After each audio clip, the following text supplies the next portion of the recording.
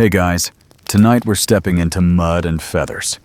Imagine it's just before dawn, the kind of damp, chilly morning that clings to your skin. You're in a crooked little house on the edge of a medieval town, stirring awake as the sound of honking cuts through the haze of sleep. Geese, dozens of them, are already restless in the pen, and they don't care that you'd like another hour of dreaming. You drag yourself upright, feeling the draft through the shutters, and the smell of damp straw greets you like an uninvited guest. You probably won't survive this job without wet socks, but here you are.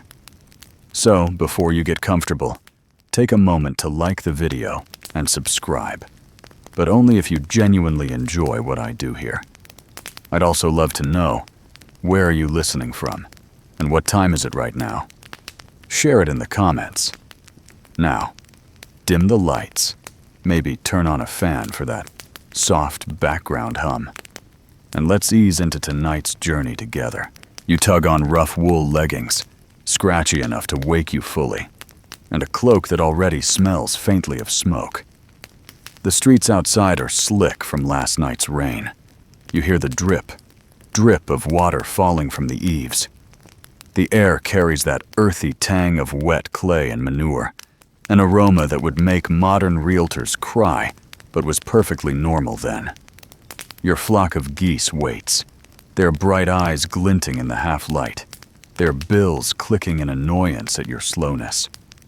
As you unlatch the pen, feathers puff up, wings flap, and the noisy chorus swells. Geese weren't just noisy neighbors. In the Middle Ages, they were prized for meat, feathers, and even as natural watchdogs. Romans once credited them with saving the city from invaders. A mainstream fact to remind you: goose feathers later stuffed the quills that scribes used for manuscripts. So yes, your noisy birds were basically early stationery suppliers. You shuffle into the lane, staff in hand, trying to steer the feathery tide without losing a boot to the mud. Some people say herding geese is easier than sheep, but anyone who stood in their way knows they bite like little winged dragons. Historians still argue whether towns allowed herders to drive flocks through the busiest streets freely, or if tolls and regulations made it an occasional privilege. Either way, your morning already feels like a bureaucratic headache waiting to happen.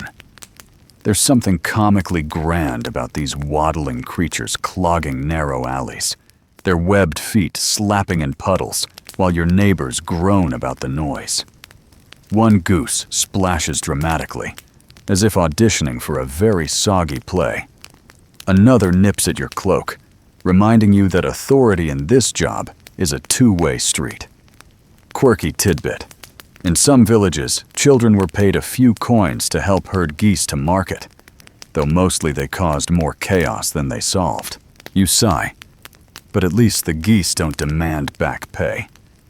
Minute by minute, you feel the town waking around you. Chimneys beginning to smoke, shutters creaking open, a cart clattering somewhere distant. You guide the gaggle forward, the damp air turning every sound sharper, more intrusive.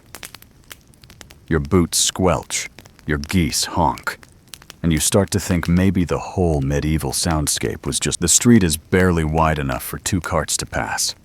And yet here you come, pushing a tide of feathers down its center, as though you own the place. The city gates loom ahead, squat and gray, their stones still dark from the rain. The watchmen shift on their benches, yawning into their fists, barely interested in your approach, until the first goose lunges at their boots. One curses, hopping back, the iron tip of his spear scraping against the wall. You murmur an apology on behalf of your feathered crew. It isn't as though you trained them in manners. The gates are the kind of place where gossip collects like straw in a gutter. Traders stand about with donkeys, waiting for the portcullis to creak upward. A tinker leans on his cart, fiddling with a broken kettle. A woman selling onions tries to wave away the geese from her basket, shaking her apron. Already, the birds are nibbling, testing whether onions are worth the trouble. Spoiler, they're not. You hustle them back with a stick, earning a glare that promises she'll charge you for every nibble. You've heard before that medieval towns guarded their gates as jealously as modern airports guard security lines. Guards were not just watching for thieves or spies, but collecting tolls. Some cities charged for every cartwheel, others per animal hoof. Historians still argue whether fowl were tallied individually or simply judged as a flock fee. Imagine the paperwork. 42 geese, 1 cranky herder, 1 onion merchant now missing 3 bulbs. Hardly the stuff of heroic ballads. The guard finally waves you through, mostly because your geese are louder than any argument. Inside the walls, the air smells different. There's a tang of baking bread that cuts through the mud, and the faint metallic sting of a blacksmith's forge. Smoke drifts lazily, carried by the damp air. You steer your flock past a cart stacked with barrels, careful not to let them scatter. A goose tries to climb the wheel like it's some kind of festival ride, and you tug it back down.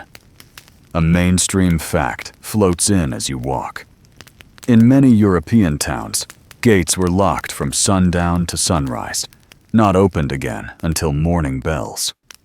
Anyone who arrived late would sleep outside the walls, huddled against the timber.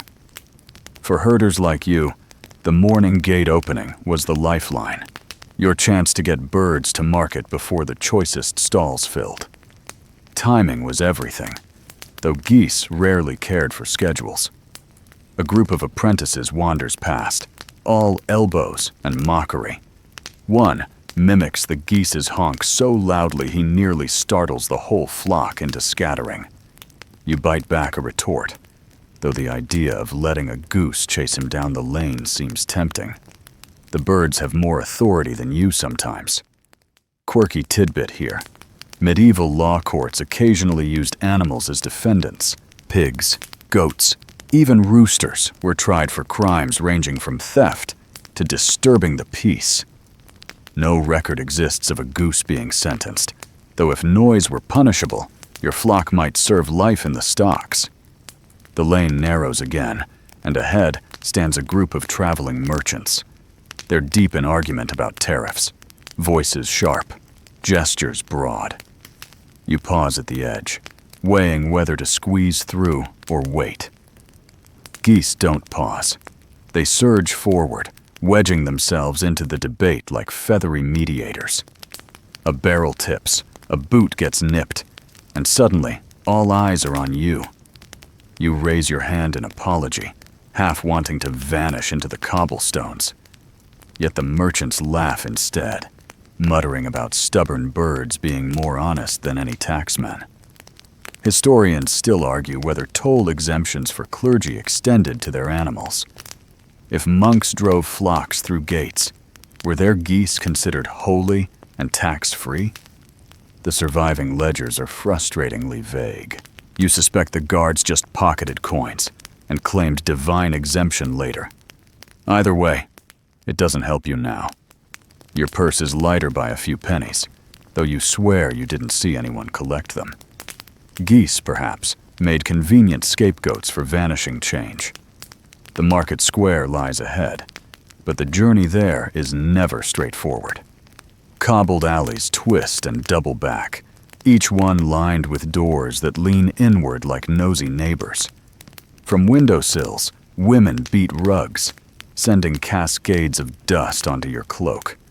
A child tosses a bone down at the geese, delighted when they swarm it like feathered wolves. You shout half-heartedly, "It's not dangerous. Just one more detour."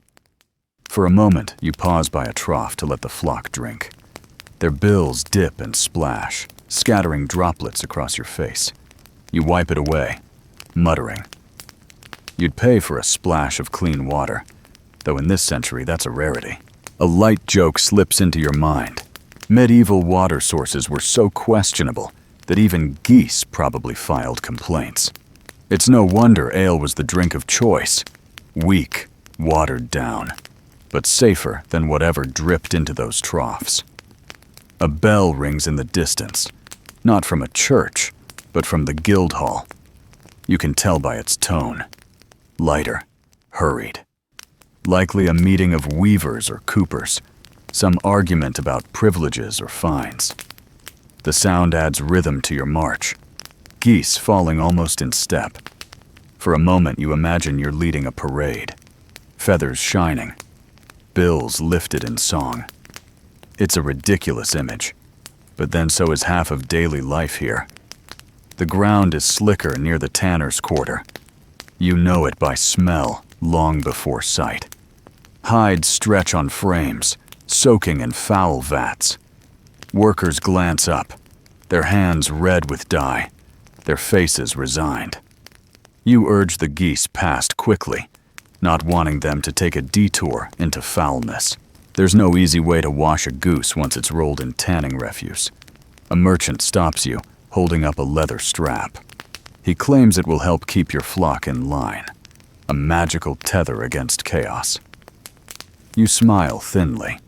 If leather solved unruly behavior, parents and mayors would have solved history long ago. Still, you hand over a coin, tucking the strap away. It might at least make you feel more official. As you draw closer to the market, the crowd thickens. The geese sense it, heads lifting, wings twitching. They know food waits ahead, scraps to scavenge, seeds to steal. You grip your staff tighter, preparing for the chaos. And somewhere in the back of your mind, you wonder, not for the first time, whether herding geese is a job or a test of patience disguised as one. Perhaps the town sets herders loose, just to see who survives with sanity intact. The gate behind you closes with a groan of iron. The day has begun in earnest, and your long march continues.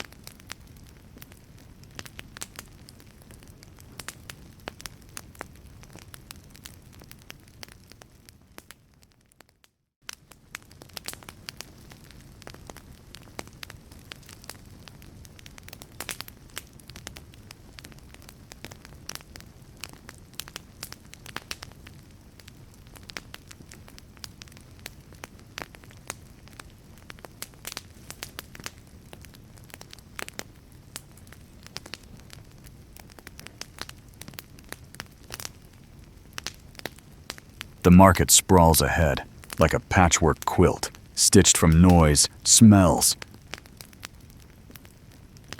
bright colors. You steer the flock toward the square, and the cobblestones feel uneven under your boots, slick in patches where rainwater has pooled. Stalls line both sides of the lane, their canopies sagging under damp canvas, and already the voices of sellers weave together into a chorus. Bakers shouting of warm bread, fishmongers hawking their morning catch, vegetable growers proudly displaying heaps of turnips, leeks, and onions. Your geese, of course, do not care for etiquette. They surge toward the nearest pile of cabbages as though you hadn't fed them since Michaelmas. You wave your stick, redirecting their feathery avalanche before the stallholder erupts. He still curses under his breath, but you give him an apologetic shrug. You've learned that in markets, apologies cost less than damages. Besides, medieval stallholders were not exactly strangers to chaos. Historical records tell us that many towns deliberately mixed food sellers and livestock traders square to maximize foot traffic, and the result was always a kind of fragrant anarchy. It wasn't the neat rows of modern farmers' markets, but more like a living maze of smells and shouts. You pause at a stall, where a baker's boy sets out flat loaves still steaming from the oven. The smell curls into your nose, warm and yeasty, enough to make you forget mud and feathers for a moment. The boy grins, offering a crumb of crust. You take it, the rough bread scratching your tongue, and you realize bread has been a kind of universal morning anchor for centuries. One mainstream fact: bread made up nearly 3/4 of a medieval peasant's diet. so much so that harvest failures could trigger riots. To herd geese past a bread stall is to parade temptation right through history's pantry. Your geese squawk again, this time at a fish stall. Their heads dart out, bills snapping at the silvery bodies laid out on planks. You shoo them back, though one manages to gulp down a sardine whole, eyes wide with triumph. You can almost hear its smug honk echoing in your ears. There's a quirky tidbit here. Some medieval households actually kept geese inside kitchens, not for cooking, but as living garbage disposals. They'd snap up scraps, chase away vermin, and occasionally steal from the table itself. Imagine sitting to dinner only to have a goose lean over your shoulder for a bite. Table manners were optional. The square itself is slick with straw, meant to soak up muck. It doesn't help much. You step carefully, boots sliding slightly, while children dart between stalls with sticky fingers. A juggler tosses colored balls in the air, though he stops mid-routine to gape at the honking storm you're driving into the heart of commerce. The geese, in their own way, become a sideshow. People pause to laugh, to mutter, to point. You wonder if every herder feels like an unwilling street performer. You steer them toward the grain stalls, thinking maybe a handful of barley will settle them. The merchant smirks knowingly. Geese are predictable customers. You haggle over the price, though your purse is already light. Historians still argue whether petty market tolls, the so-called stallage fees, were standardized or improvised. Surviving records suggest a chaotic mix. Some towns charged a flat fee, others demanded a portion of sales, and still others simply allowed the loudest guardsman to pocket whatever he wanted. You suspect this grain seller has his own fee system, one that starts with overcharge the desperate. Still, you buy a measure, scattering a little in front of the flock. Their bills stab eagerly, wings flapping as they crowd the feed. For a blessed moment, they're quiet, except for the sound of soft pecking. Peace in the marketplace, bought one kernel at a time. You savor it like a rare jewel, but peace never lasts long in a medieval square. A troupe of musicians marches past, their shawms and drums blaring. The geese lift their heads in alarm, honking back as though trying to outplay the band. Shoppers cover their ears, laughing. You mutter that the town doesn't need another choir. Still, there's something endearing about the accidental duet, feathered brass against human woodwinds. It's the kind of absurdity that makes the morning memorable. One goose wanders off, drawn by a basket of apples. You dash to retrieve it, muttering all the while. Apples in medieval markets weren't always sweet. Many were tart, better suited for cider than snacks. You tug the goose back before it swallows a sour bite. Of course, it protests loudly, making you sound like the villain in this drama. You sigh. It's not easy being cast opposite 42 disgruntled birds. A beggar approaches, hand outstretched, muttering prayers. He blesses you, then curses your geese in the same breath when one nips at his robe. You toss him a crumb of bread from earlier, partly out of pity, partly as distraction. He takes it with thanks that sound suspiciously like sarcasm. Humor in hardship is a constant, it seems. And here's another quirky fact. Medieval beggars often staged their ailments, exaggerating wounds or borrowing crutches to increase sympathy. Records suggest towns occasionally employed inspectors to sniff out fraud. You wonder who inspects the inspectors. The market hums louder as the morning ripens. Bells ring from the church tower, marking the hour. Your geese shuffle restlessly, the lull of grain finished. You sense another surge coming. Another attempt at mischief. A child tries to ride one like a pony, laughing until the bird bucks him off with surprising strength. You help him up, brushing straw from his tunic. His mother scolds him, then glares at you as though goose control is entirely your failing. You shrug. It's not like her son. Came with reins. As you edge toward the square's center, the press of bodies thickens. Merchants argue over space, voices rising like sparrows. Two butchers glare at each other, each insisting their stall should sit closer to the fountain. Your geese honk like a jury delivering their own verdict. The fountain itself splashes steadily, its stone basin chipped from years of use. Some scholars debate whether medieval fountains were meant purely for utility or also as civic pride symbols. Either way, this one mostly serves as a communal splash pad for children and pigeons. The sun pushes weakly through the clouds, lighting up patches of canvas in sudden gold.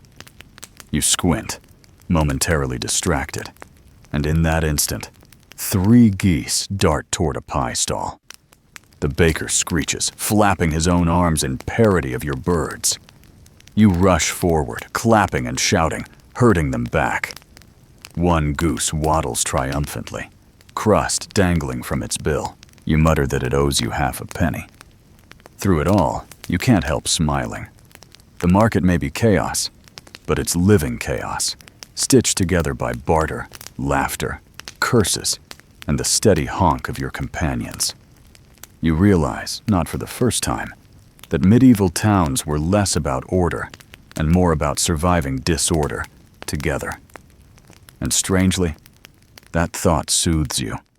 You guide the flock toward a quiet. The marketplace noise follows you, even as you nudge the flock down a narrower lane, the sound thinning into echoes against half-timbered walls. The air smells of damp stone, mixed with cabbage water poured from an upper window. You keep the geese close, guiding them with a sweep of your stick. Yet you know what's coming. Every herder does.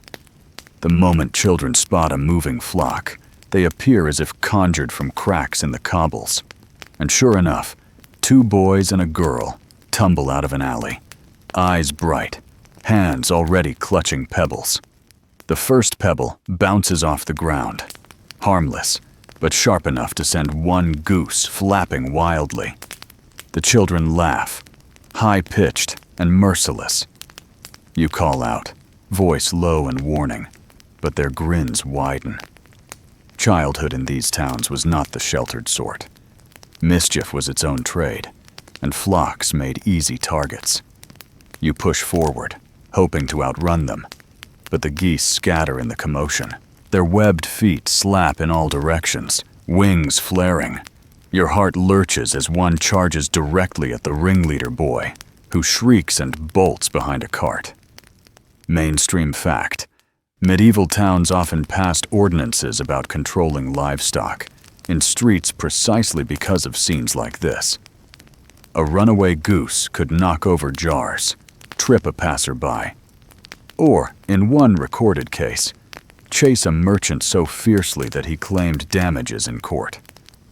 Animals had a surprising legal presence in civic life, sometimes listed in fines alongside drunken brawlers and thieves. The girl now tosses another stone, smaller this time, aiming near a goose's tail. You snap, striding forward, your voice rising above the honking. Enough! The stick in your hand taps against the stones with authority. The children hesitate.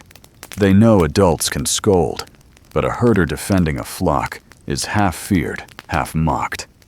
One boy mutters something about goose stew and retreats. The others linger, grinning. You sigh. It's not true malice, just boredom. But the geese don't see the difference. A quirky tidbit slips into memory. In some villages, children were actually hired to help herd, but accounts suggest they were spectacularly bad at it. One chronicle describes a child who fell asleep in the grass, letting 20 birds wander into a barley field. The farmer fined the parents, and the herder refused ever to employ helpers again. Perhaps that's why you prefer your solitary shuffle, even if it means wrestling 42 stubborn bills alone. Your flock bunches tightly now, hissing at the shadows. You guide them forward, past a shop where a cooper stacks barrels. The man shakes his head sympathetically. "Kids," he mutters, as if that explains everything. You nod, grateful for his glance of understanding. Historians still argue whether medieval childhood was carefree or brutal. Some argue children were treated as miniature adults, working as soon as they could lift a tool. Others emphasize the play, the songs, the mischief in churchyards. Watching these three scamps retreat, you suspect the truth lies somewhere between. Childhood both harsh and giddy, with stones as toys and livestock as unwilling playmates. The lane narrows further, walls leaning inward, almost touching above. Rainwater drips steadily, landing on your hood. The geese dislike confinement, honks bouncing like trumpets between stone. You remind them softly, almost cooing, that the square lies behind and calmer streets ahead. They ignore you, but the rhythm of your voice steadies their steps. Funny how speaking nonsense can tame panic, for birds or for yourself. As you emerge into another street, a cluster of apprentices blocks the way, their tunics marked with their master's colors. They're laughing over some crude joke, but the sight of your geese sends them into fresh glee. "Guard your shoes!" one shouts. Another flaps his arms, mimicking wings. You mutter under your breath. If geese could roll their eyes, the flock would do it in unison. One apprentice crouches suddenly, making a face at the nearest bird. Bad idea. The goose lunges, beak snapping inches from his nose. He yelps, stumbling back as his fellows roar with laughter. You stifle your own grin. Sometimes justice arrives feathered and loud. The apprentices part at last, giving you space, though their mocking calls trail after. You walk on, reminding yourself humor is survival. The houses here are humbler, wattle and daub, with sagging roofs. Laundry strings across windows, dripping onto the lane. A woman beats a rug, dust clouding down onto your cloak. The geese shake their heads at the sudden shower, then march forward as though nothing happened. One tries to peck at a slipper left carelessly outside a door. You tug it away, grumbling that shoes are not grain. For a brief moment, you wonder if the children will follow again, flanking you like mischievous wolves, but the lane stays quiet. You breathe easier, though your nerves prickle. Herding is a constant balance. Too stern, and you risk scattering. Too gentle, and you risk chaos. You wonder if medieval herders secretly trained in diplomacy, their staffs more like scepters than switches. Another fact floats in your mind. Some towns staged seasonal fairs, where livestock filled the streets entirely, and herders hired helpers armed with sticks, dogs, even bells. Entire families would line the streets to watch, treating the spectacle as entertainment. Perhaps your morning ordeal is just the miniature version, a private circus starring you and your gaggle. Your geese press on, but their agitation lingers. They honk at shadows, nip at each other, as though the children's taunts unsettled their rhythm. You feel it too, that twitch of irritation, the sting of being laughed at. You mutter half-jokes to yourself, that you'll train the flock to bite only apprentices, that you'll start charging admission for goose chases, that perhaps next time you'll simply herd the children instead. The humor calms you. Ahead lies the crossing toward the Abbey Road. The bell begins to toll, its deep sound carrying through mist. The geese pause, necks stretching upward, as though they understand ritual. You guide them onward, but the echo lingers, solemn, resonant, smoothing the frayed edge of your nerves.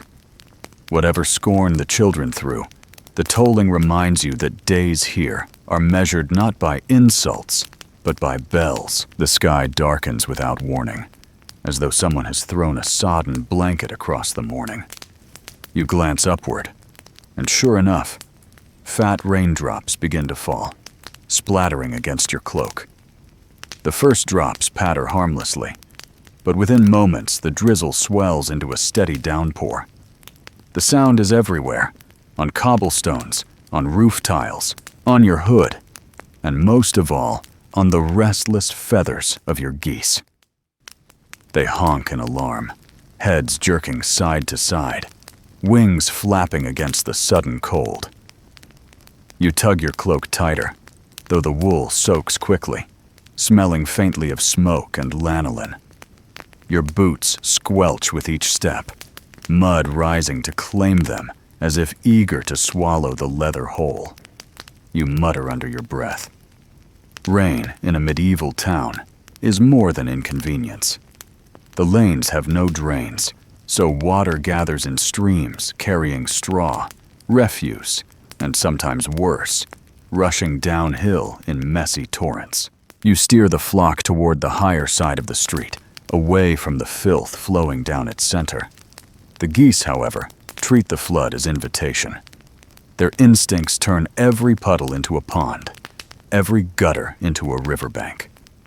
One leaps forward with a joyful splash, wings stretched, as though this is the best festival the town has ever provided. You sigh, because wet feathers mean heavy feathers, and heavy feathers mean slower herding. Still, their delight is infectious, and for a moment, you allow yourself a smile.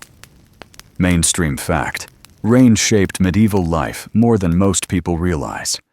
Roofs were pitched steeply, not for fashion, but to shed water quickly. And thatched roofs had to be thick enough to repel leaks.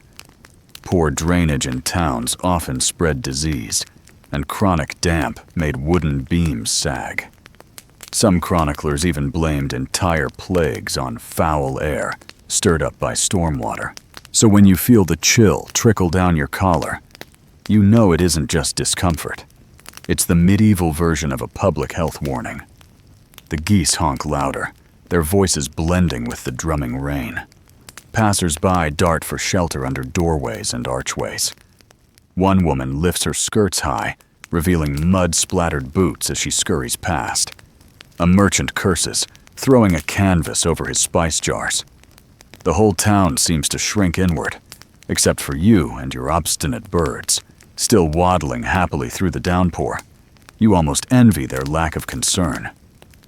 Quirky tidbit: some medieval folks believed rainwater collected directly during a storm had healing properties, especially if gathered at midsummer. Recipes survive instructing people to wash wounds with first rain, or to brew it into herbal tonics. Looking at the brownish slurry rushing past your boots, you doubt its medicinal value. Still, you wonder whether desperate townsfolk convinced themselves the muck had virtue. Perhaps belief itself was half the cure. A clap of thunder rumbles in the distance, low and rolling. The geese freeze, necks craning, eyes wide. Then, as if deciding thunder is a rival goose, they honk back in unison. The sound is so perfectly timed you laugh despite yourself. Even in storm and mud, comedy sneaks in like a thief. Humor, you remind yourself, is as important as bread. Without it, herding through rain would drown you in gloom. You push onward, cloak heavy, staff slick in your hand. Water streams down the street, dragging straw and the occasional apple core. You sidestep, careful not to lose footing. A boy splashes past barefoot, grinning, arms outstretched to the storm. You wonder if his mother knows, or whether she too once ran wild in rain. Historians still argue whether medieval people viewed storms with dread or with a kind of awe. Some evidence suggests peasants saw them as divine rebuke. Others suggest children and adults alike found delight in the sheer spectacle. Watching your geese dance in puddles, you lean toward delight. At a corner, you pause under the overhang of a baker's shop. The smell of bread drifts down, mingling oddly with wet feathers and damp wool. The geese cluster near you, dripping, some shaking themselves like dogs. One splatters you with spray, and you groan theatrically, muttering that if this is companionship, you'd rather walk alone. Still, the warmth of their nearness comforts you against the chill. You glance at the passers-by huddling nearby. A merchant shares his cloak with his apprentice. A pair of nuns pressed together beneath a single umbrella of oiled cloth. Their expressions are serene, as though rain itself were a prayer. You marvel at the range of reactions, complaints, laughter, calm devotion, all to the same shower. Perhaps that's the true mark of town life. Many lives stitched together under one sky, never quite matching, always overlapping. Your geese shuffle restlessly, eager to move. Standing still means more water, more cold. You sigh and step back into the rain, the staff tapping as you lead them forward again. The lane curves toward the Abbey Road, where the ground rises slightly. The water thins here, flowing down toward the lower quarters. Your boots feel lighter, though your cloak still clings. The geese march more steadily, shaking droplets from their feathers. Another flash of lightning brightens the sky, followed by a louder crack of thunder. The birds hesitate, then honk again, louder this time, as though competing with the heavens. You imagine scribes recording a storm. And lo, the geese did answer the sky with courage. The thought makes you chuckle, then cough as rainwater trickles into your mouth. Heroic or not, you'd still rather be indoors with dry socks. Passing under an archway, you notice a carving in the stone, a crude goose etched beside a shield. You blink. Coincidence? Or perhaps the mark of a guild once devoted to fowl. There were guilds for nearly every trade. Bakers, weavers, even candle makers. Why not goose herders? A quirky fancy, but you wonder if a group of weary souls once met in a smoky tavern to argue about tolls and best goose shoes. If so, you'd like to join. The rain begins to ease at last, shifting from sheets to drizzle. The geese settle, feathers slick, but no longer trembling. The street smells sharper now. Wet earth, wet wood, wet everything. You breathe it in, resigned. Storms in medieval towns didn't pass quickly. Clouds lingered, waiting to spit again when you least expect it. Still, the worst seems past. Ahead, the abbey walls rise, stone slick and dark against the sky. The faint sound of chanting drifts through, steady, calm, unbothered by weather.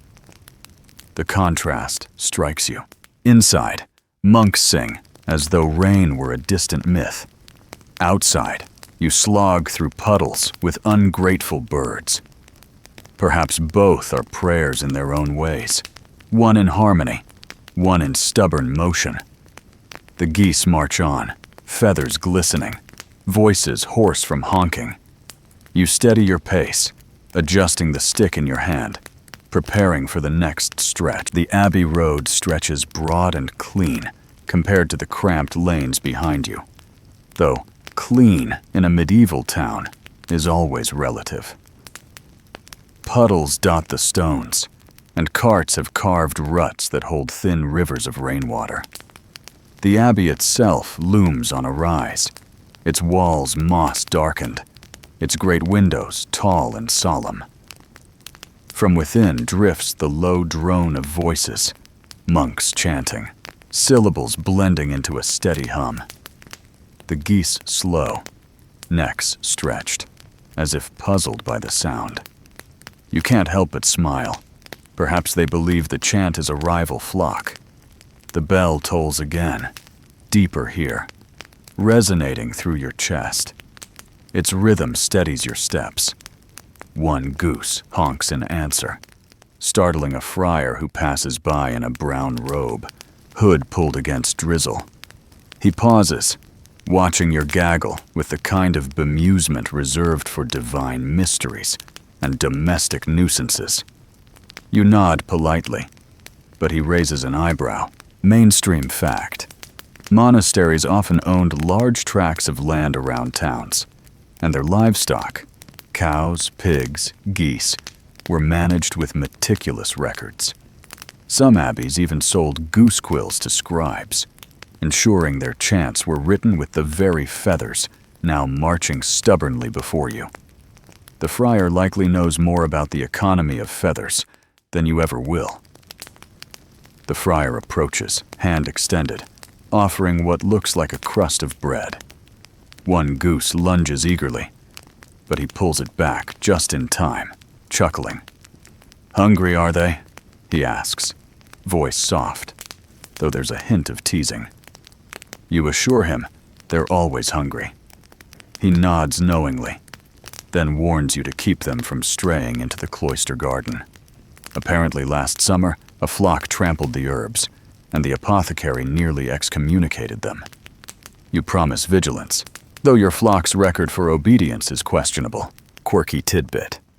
Monks sometimes used goose fat in remedies, mixing it with herbs for salves said to cure joint pains. Whether it worked or not is debatable, but recipes appear in monastic manuscripts. You glance at your birds, dripping and honking, and imagine them as reluctant pharmacists. The thought makes you chuckle aloud, drawing another odd look from the friar. The chanting swells briefly, filling the damp air with echoes. You guide the flock past the abbey gate, the smell of wet stone mixing with faint incense drifting from within. For a moment, you wonder what it would be like to step inside, leaving the mud behind for polished floors and quiet libraries. Historians still argue whether monks lived lives of privilege or hardship.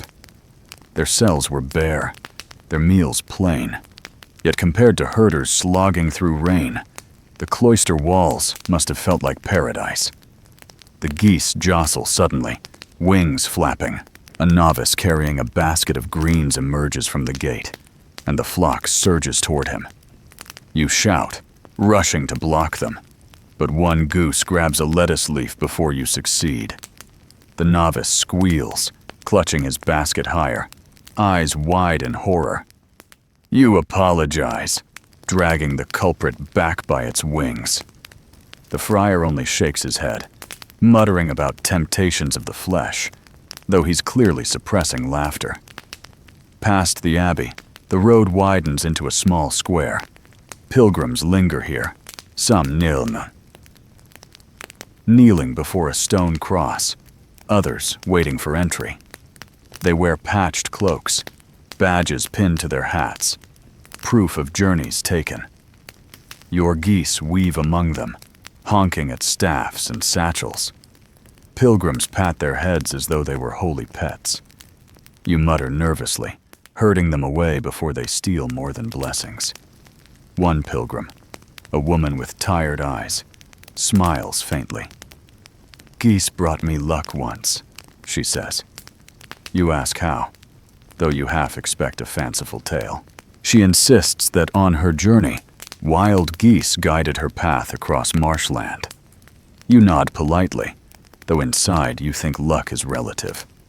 Still, you tuck away the story. Tales like hers weave themselves into folklore, where geese often symbolize guidance. The drizzle lessens, though mist still hangs in the air. Your cloak feels heavy, but the geese shake themselves dry, feathers fluffing defiantly. You continue down the road, past a row of cottages belonging to abbey workers. Smoke rises from their chimneys, smelling of peat. A child waves shyly from a doorway. You wave back, hoping today no stones follow. At the road's bend stands a small shrine, candles flickering weakly despite damp air. You pause, not for prayer, but to let the flock settle. They circle, bills dipping at weeds. You lean on your staff, breathing deep. The quiet hum of chant still carries faintly, soothing even as your muscles ache. For a moment, you let yourself imagine that the monk's calm could spill outward, wrapping even noisy birds in serenity. No such luck. One goose honks so sharply it startles a passing donkey, nearly unseating its rider. You sigh. Divinity rarely wins against poultry. Still, the presence of the abbey shifts your mood. In towns where life feels cramped and noisy, monasteries offered order. Their bells measured hours. Their rules imposed rhythm. Their chants gave background music to otherwise muddy days. Historians still argue whether ordinary townsfolk found this comforting or oppressive. Perhaps both. You, trudging alongside dripping feathers, feel oddly reassured. If monks can sing through storms, you can herd through puddles. Another friar approaches, this one older, beard white, eyes sharp. He peers at your flock as though cataloging each bird for a ledger. "Good weight," he murmurs. "Sell well at market." You nod, though you aren't sure whether it's blessing or appraisal. He continues on, muttering about parchment supplies. Perhaps your geese are already half sold in his mind, their feathers destined for ink-stained desks. You move on, relieved when the abbey fades behind. The road dips slightly, carrying you toward busier streets. Your geese regain energy, quickening pace, as though sensing new chaos ahead. You steady your grip on the staff, bracing yourself. The rain has washed the world into gleaming stone and dripping wood, but the day presses forward, and so must you. As you turn into the next lane, the last echo of chant fades, replaced by shouts of traders. You miss it already, though your geese seem glad. Sacred calm does not suit their mischief. They prefer noise, mud, and mayhem, their natural liturgy. You follow, shoulders sore, mind already turning to what waits at the bridge ahead.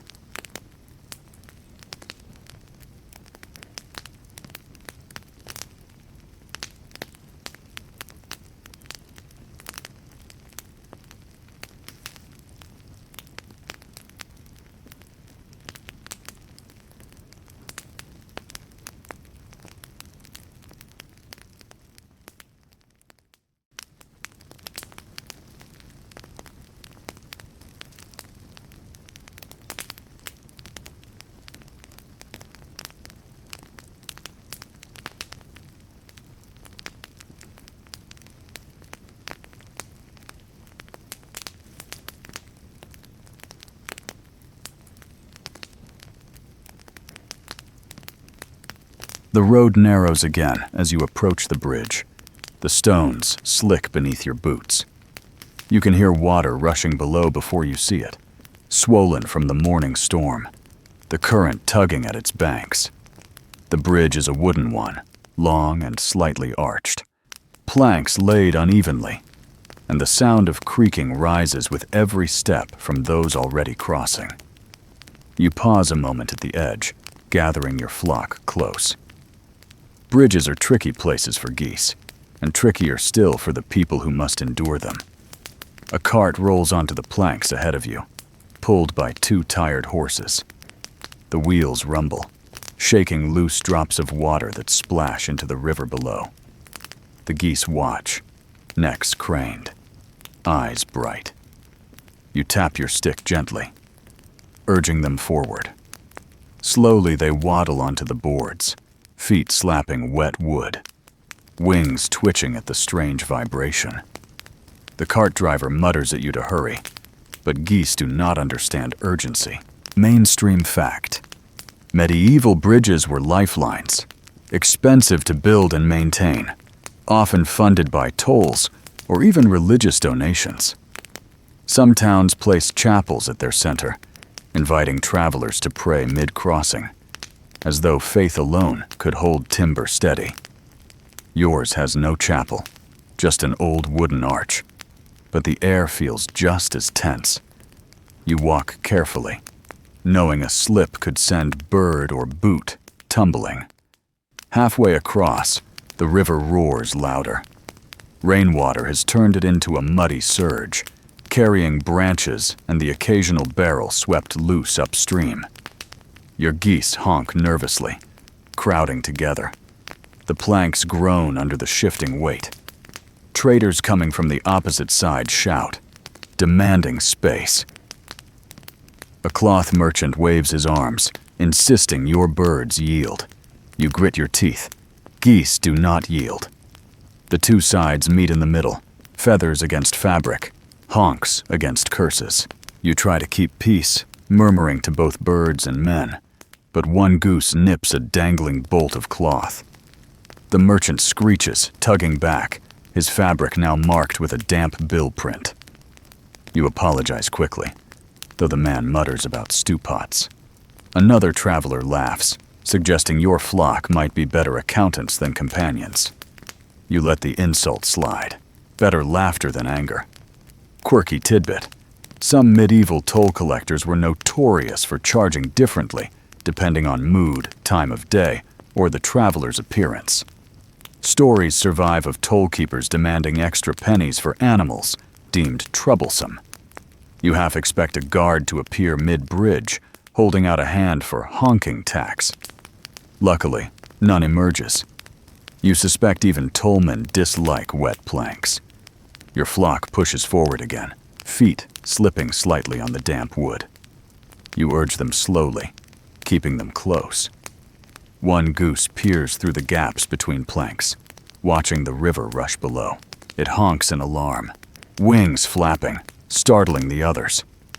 For a terrifying moment, the gaggle stumbles sideways, feathers brushing against the low railing. Your heart leaps.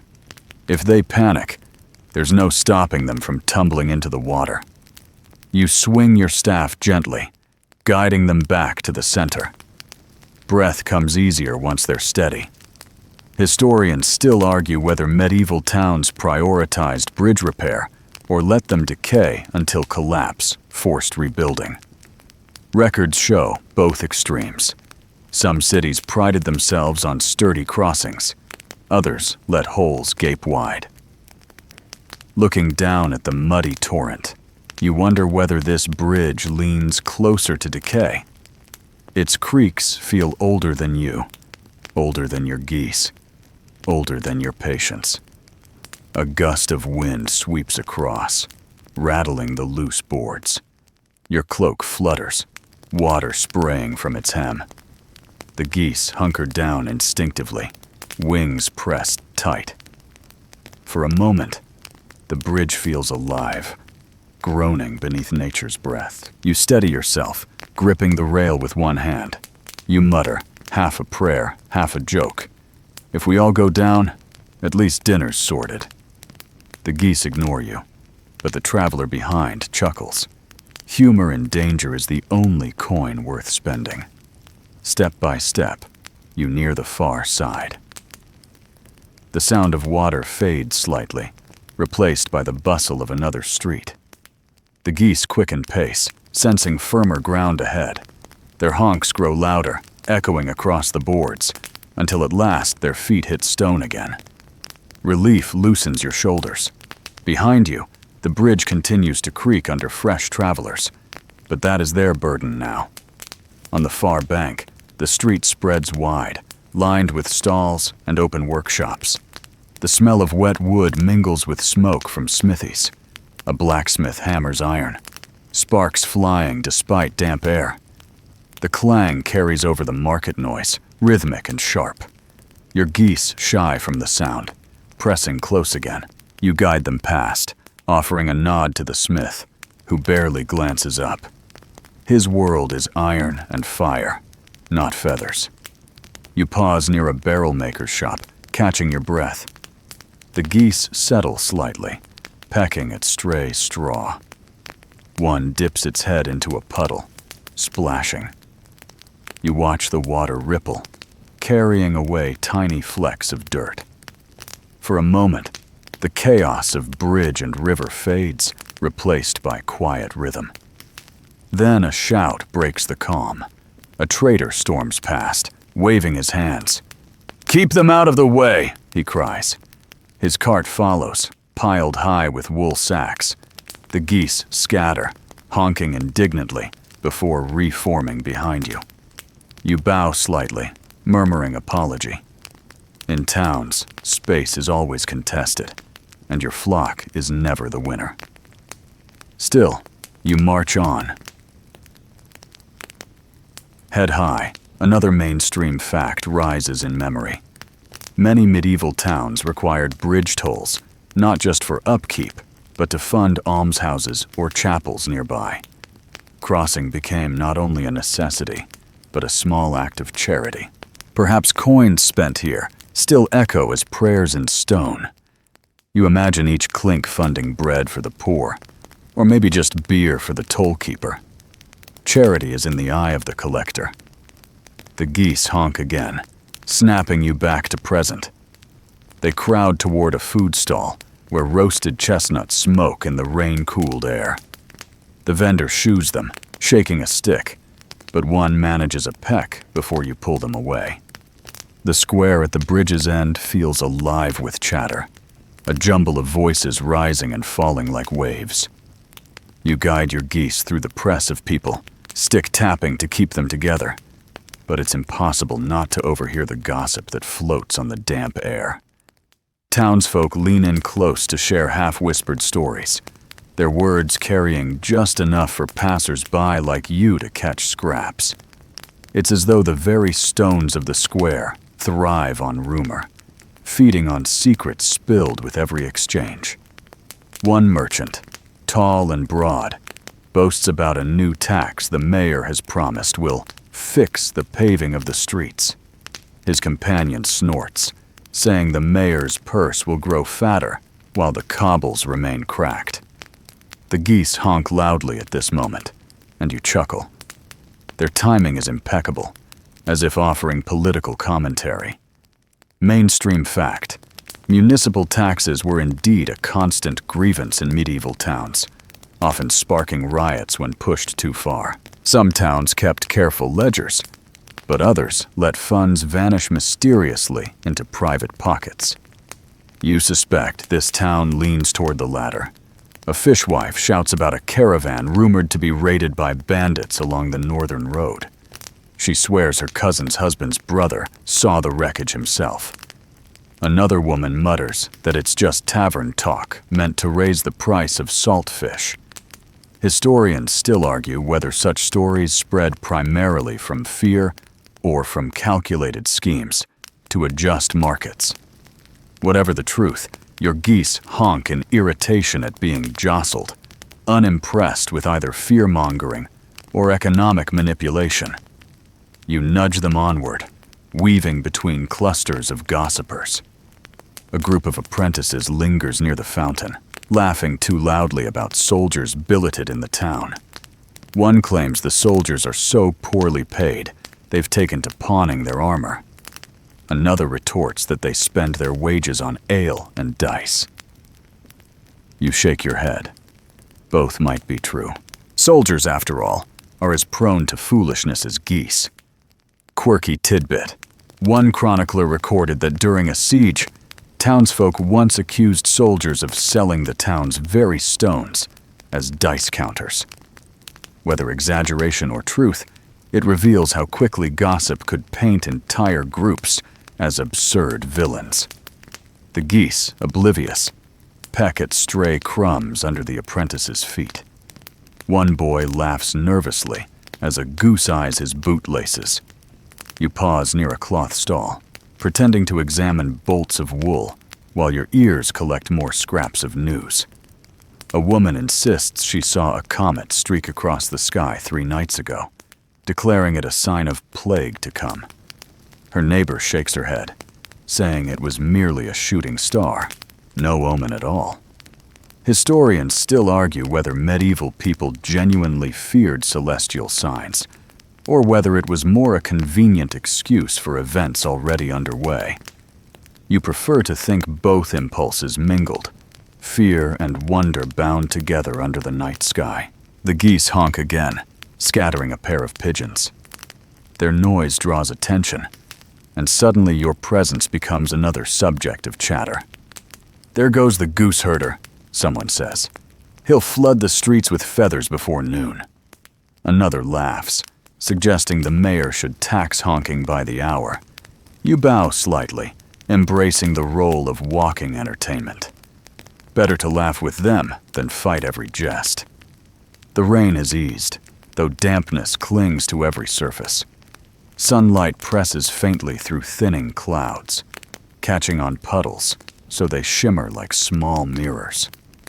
The geese admire themselves briefly, heads tilted, before splashing through. You sigh, but let them. After all, a little vanity is harmless compared to biting stalls or stealing bread. A tinker approaches you, eyes curious. He asks whether geese make better guards than dogs, swearing he heard Romans once kept them at temples. You nod. It's true enough. Mainstream fact. During an attack on Rome in the 4th century BCE, sacred geese were said to have alerted defenders. Ever since, they've been considered feathered watchmen. Your tinker seems delighted, muttering about buying a gosling instead of a hound. You warn him, jokingly, that the feed costs in patience are higher than he thinks. Around you, the gossip shifts again. Talk of foreign wars drifts through, names of distant places rolling off tongues. Few here have seen those lands, yet everyone has an opinion. One man swears the king spends too much on mercenaries. Another claims victory is already assured. The truth lies far away, buried in mud and steel. Historians still argue whether townsfolk were genuinely informed about war, or simply repeated whatever tales reached them through travelers. Judging by the contradictions, you suspect the latter. You steer the geese toward the edge of the square, hoping for calmer lanes ahead. Yet gossip follows even into quieter corners. An old woman sweeping her threshold tells a neighbor that a baker waters down his dough. A boy nearby insists he saw the mayor's clerk sneaking coins from a collection box. A man on a bench proclaims loudly that the river is haunted by drowned spirits. Your geese honk at this, perhaps sensing competition for attention. Quirky tidbit. Some towns actually held trials for ghosts or spirits believed to haunt rivers or wells. Clergy were summoned, rituals performed, and verdicts delivered. Whether anyone believed justice was served remains uncertain. The idea of dragging invisible defendants into court feels absurd to you, though you admit the geese might have opinions on supernatural trespassers in their ponds. The further you walk, the clearer it becomes that gossip is the town's true currency. Coins buy bread, but rumors buy laughter, fear, or status. You think wryly that your geese might someday become gossip themselves. Did you see the flock that nearly toppled the spice stall? Such stories gain weight the more they're repeated, turning ordinary herding into legend. You pause by a tavern door, warm smells drifting out. Voices inside carry even here, the gossip thick as smoke. A man brags that he drank more than the parish priest. Another insists he once arm-wrestled a knight. You smile at the absurdity. Perhaps half the town's history is written not in ledgers, but in these tavern boasts. Your geese tug at your cloak, eager to move. You sigh, stepping onward, the square fading behind you. Yet the voices linger in your ears, threads of stories weaving into the fabric of the day. Gossip may be fleeting, but it colors every stone, every market, every bridge. The road ahead narrows once more, the crowd thinning. The whispers still rise from doorways. Your geese march on, feathers damp, heads high, as if they too carry tales worth spreading. Perhaps they do. In their honks and splashes, there's gossip enough for another day.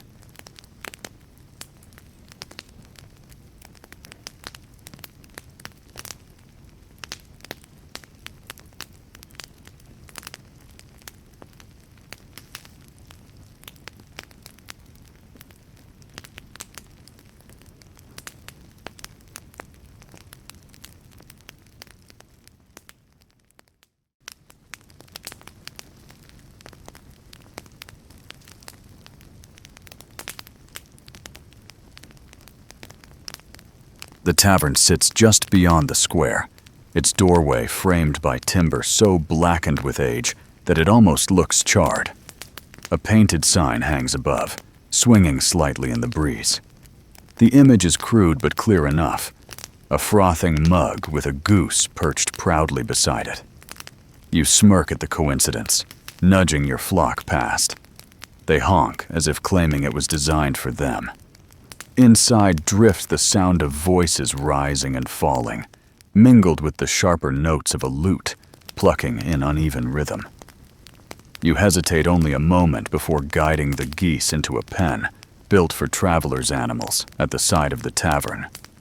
The innkeeper's boy appears, wiping his nose on his sleeve, offering to watch them for a farthing. You doubt his vigilance, but drop a coin anyway. Better to risk mischief in one corner than chase geese through ale-soaked benches. The boy grins and sits on the fence, clearly plotting how to turn goose-sitting into entertainment. Stepping inside, you're struck by warmth. The tavern is smoky, fire roaring in a wide hearth, light flickering on beams darkened by centuries of ale breath. The air smells of wet wool, roasted onions, and spilled beer. You ease into the dimness, shoulders loosening for the first time today. Travelers cluster at tables, voices loud, laughter louder. Mainstream fact: taverns in medieval towns weren't just for drinking. They were social hubs, meeting places for guilds, stops for pilgrims, and occasionally even informal courts. Debts were settled here as often as thirsts. To walk into a tavern was to walk into the heartbeat of a community. You slide onto a bench, nodding at the tavern maid, who slams down a tankard of weak ale without asking. The liquid is cloudy, more water than barley, but safer than the town's wells. You sip, grimace, then sip again. It warms the throat, even if it tastes faintly of sour wood. A joke forms in your head. Ale is proof that medieval people never trusted water, and who can blame them? You wonder aloud whether the geese would prefer it. A man at the next bench laughs, agreeing that perhaps your flock would be better customers. The tavern hums with talk, stories rising above the crackle of fire. A group of masons argues about wages, one insisting his guild deserves double for working on slippery roofs. Another shouts that the mayor pockets more than any craftsman. Their words carry across the room, half debate, half performance. The geese outside honk suddenly, as if adding commentary. The entire room chuckles. Your reputation precedes you, even indoors. Quirky tidbit: some taverns kept their own mascots, animals allowed to wander freely among patrons. Cats chased mice, dogs begged scraps, and on rare occasions, a goose strutted proudly between tables. Chroniclers describe geese in alehouses as guardians against thieves, though it's easy to imagine them stealing pies instead. You sip again, imagining your flock storming the tavern, demanding a round. At another table, a minstrel plucks his lute, singing a half-finished ballad about a knight who lost his horse in a card game. The lyrics are clumsy, but the audience laughs, tossing him coins. You lean back, enjoying the rhythm, your body easing into the bench. Outside, rain spits against the shutters, but the tavern's warmth holds steady.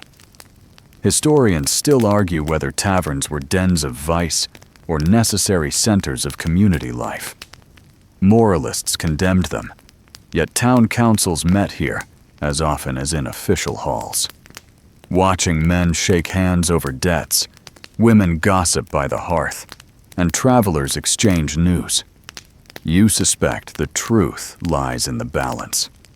Taverns were both, places where business blurred with indulgence. A merchant nearby begins telling a tale of a ghost said to haunt the bridge. He swears the spirit appears only when tolls are unpaid. The crowd groans, accusing him of recycling last year's story. Still, he embellishes, adding that the ghost once overturned a cart of onions. You grin, knowing your geese would approve of such haunting. The maid slams down another tankard before you, muttering about keeping your throat wet if you want to keep listening. You nod thanks, though the ale grows no tastier.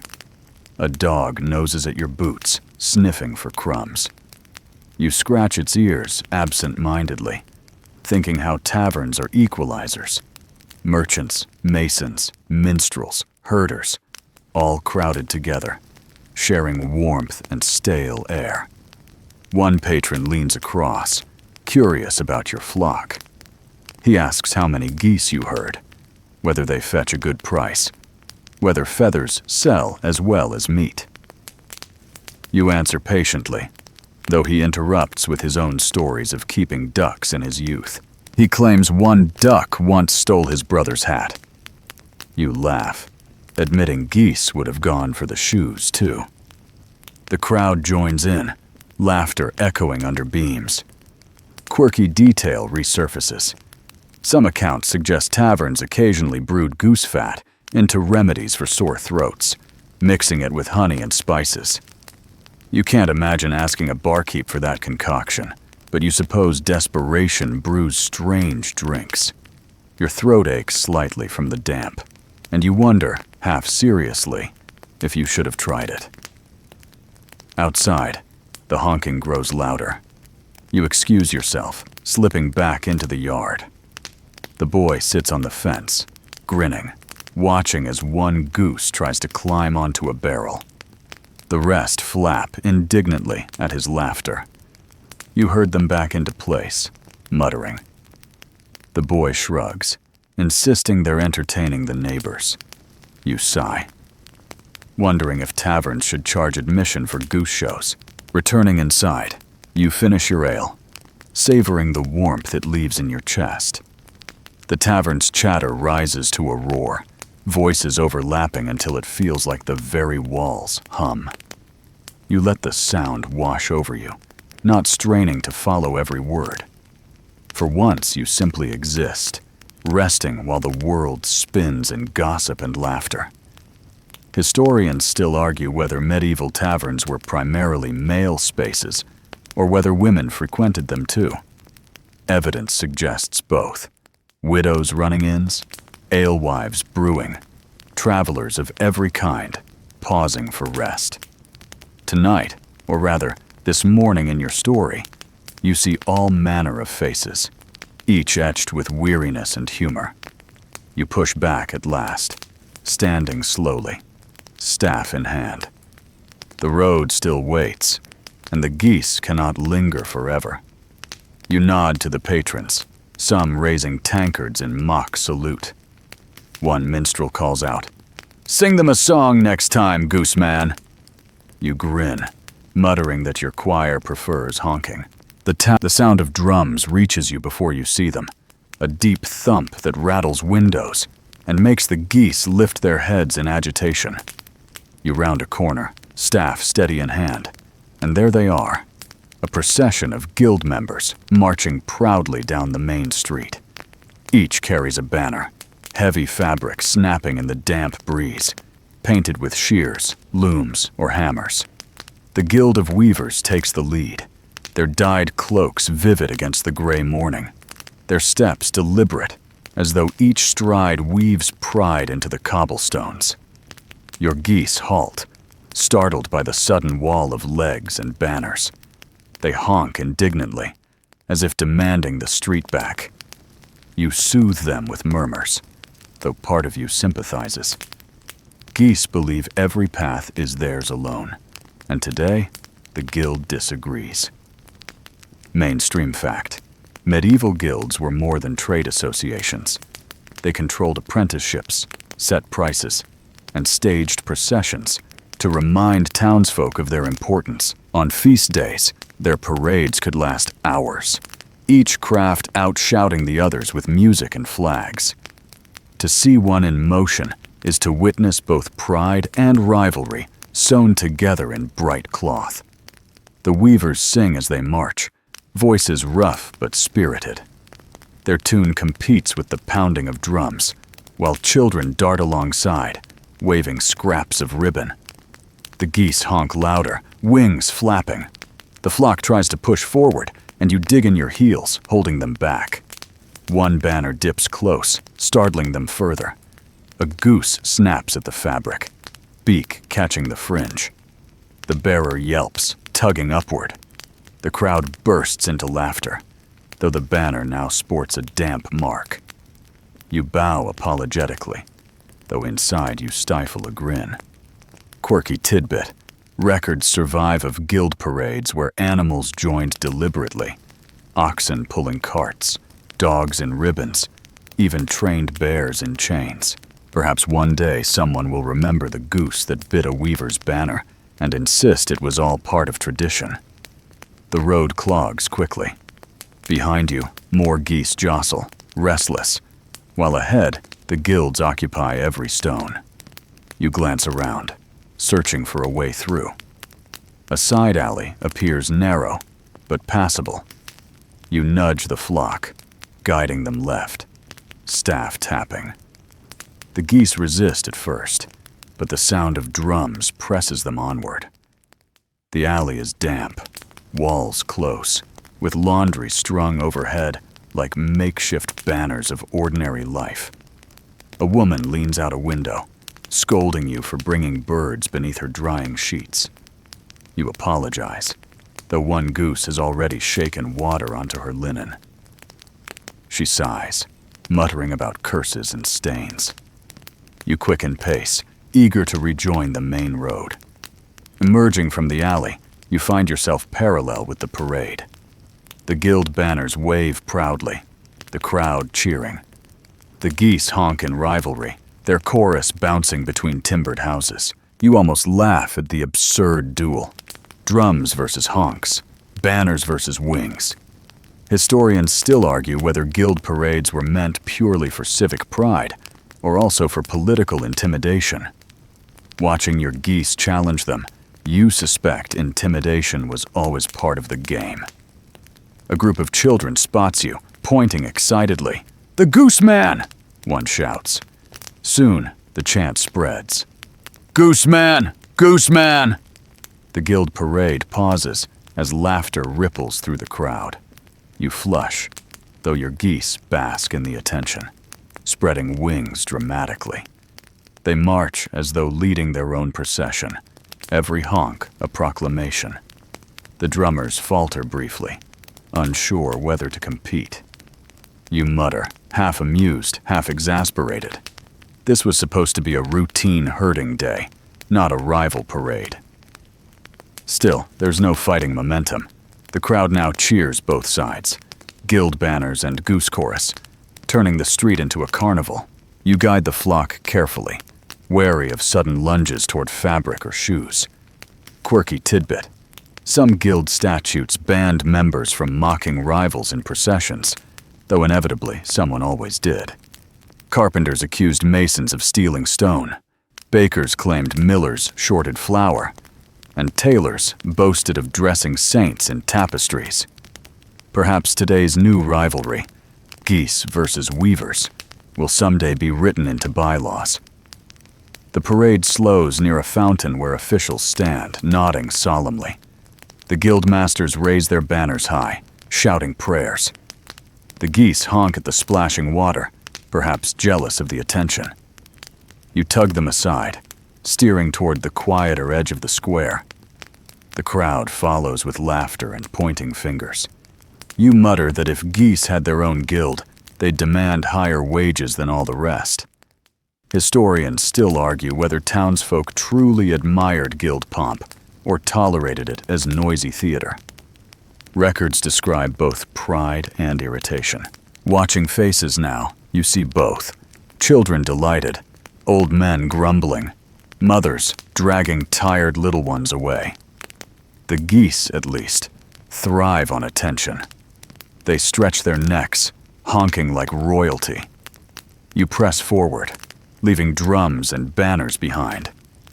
The sound fades slowly, replaced by the hum of ordinary stalls again. Your cloak clings heavy from the earlier rain, but your spirits lift. There's humor in being swept unwillingly into civic pageantry. The geese settle as the noise lessens, returning to pecking at stray crumbs. You guide them into a side street, where the smell of bread replaces incense and wet cloth. A boy darts forward, offering to sell you a ribbon for the Goose King. You chuckle, declining, though one goose eyes the ribbon as if ready to wear it. Mainstream fact. Guilds often displayed their banners in churches after processions, proof of their wealth and unity. Today's banners will soon hang beside candles, honored symbols of trade. Your geese, however, will leave no banner, but muddy footprints and fading laughter. Still, history has room for both pomp and feathers. The road ahead widens again, free of parades for now. You breathe easier, though the memory of drums lingers in your ears. The geese march on, calmer but still proud, as though convinced they've won their duel with banners. You shake your head, smiling. Pride, it seems, belongs as much to geese as to guilds. The day stretches on, the town alive with noise and damp light. Another challenge surely waits, but for the moment, the road is yours again. You steady the echoes of drums and banners fade behind you, replaced by the steady rhythm of geese feet slapping damp stone. Your staff taps beside them, a slow beat keeping their waddling lines from unraveling. The air is thick with the smell of grain and hay, signaling you've reached the quarter where farmers gather to barter. Carts stand parked at angles, wheels dripping with mud, each laden with sacks of barley, oats, and peas. The sound of bargaining fills the space, voices rising, hands waving, coins clinking softly. Your geese sense food before you see it. Their necks extend, eyes sharp, and they surge toward the nearest stall with dangerous enthusiasm. You plant your staff firmly, blocking their path, muttering about patience. But patience is not a goose's virtue. One brave bird darts sideways, nipping at a sack of peas. A cascade of green spills down, rolling across the stones like tiny marbles. Chaos erupts instantly. The geese descend in a storm of honks, wings flapping as they chase peas. The merchant shouts, flailing his arms, his face red with outrage. You dive in, sweeping your staff like a broom, herding feathers away from rolling treasure. Peas squish under your boots, bursting like tiny balloons. The geese honk victoriously, each kernel a prize. Mainstream fact. Peas were a staple crop in medieval Europe, eaten fresh in summer and dried for winter. They filled bellies when wheat grew scarce, and they appeared in countless stews. To a hungry goose, or a weary herder, they were gold. You apologize profusely to the merchant, offering a coin for damages. He mutters that you should pay for every squashed pea individually. You resist the urge to laugh. Quirky tidbit. One medieval recipe book includes instructions for a pea pottage, so thick it could stand a spoon upright. Cooks joked that it doubled as mortar for walls. Watching peas cling stubbornly to your boots, you begin to believe it. The geese, half-fed and wholly proud, strut onward, leaving behind a trail of scattered green. You sigh, adjusting your cloak, trying to restore order. Other merchants eye you warily, tugging sacks higher. A few laugh, shaking their heads. "Better than thieves," one calls. You nod, though you're not sure the distinction is wide. Further down, you pause at a stall where a woman sells grain by the scoop. She eyes your flock knowingly, scooping a measure into a wooden bowl. "For calm," she says simply. You hesitate at the price, but relent. Pouring the grain before the flock, you watch their frantic honks soften into steady pecking. For a brief, blessed moment, peace reigns. Historians still argue whether markets were primarily places of fair trade or constant battlefields of negotiation. Evidence suggests both. Some merchants honored agreed prices. Others thrived on haggling that bordered on war. You sense the truth lies in the way your geese haggle without words. Push hard enough, and someone always yields. As they eat, you glance around, taking in the market's rhythm. Farmers in patched cloaks barter with town wives for barley. A miller boasts his flour is finest, though a rival accuses him of mixing in chalk. A child crouches nearby, sneaking stray grains into his pocket. Life here spins on tiny kernels, more valuable than banners or drums. A goose suddenly jerks upright, eyes fixed on another stall, where sacks of rye sit unguarded. You hurry forward, blocking the path. The bird honks angrily, as though accusing you of hoarding treasure. You mutter that not all grain belongs to geese. The flock grumbles, but you push them onward, away from temptation. Another mainstream fact: grain was so central to towns that councils often regulated its sale directly. Prices were monitored, weights inspected, and fraud punished severely. Still, rumors of short measures were constant, and trust scarce. You wonder if your coin just bought an honest scoop or a handful short. Perhaps the geese would have measured better with their relentless beaks. A boy sidles up, offering to help drive the flock for a small fee. You remember children with pebbles and shake your head firmly.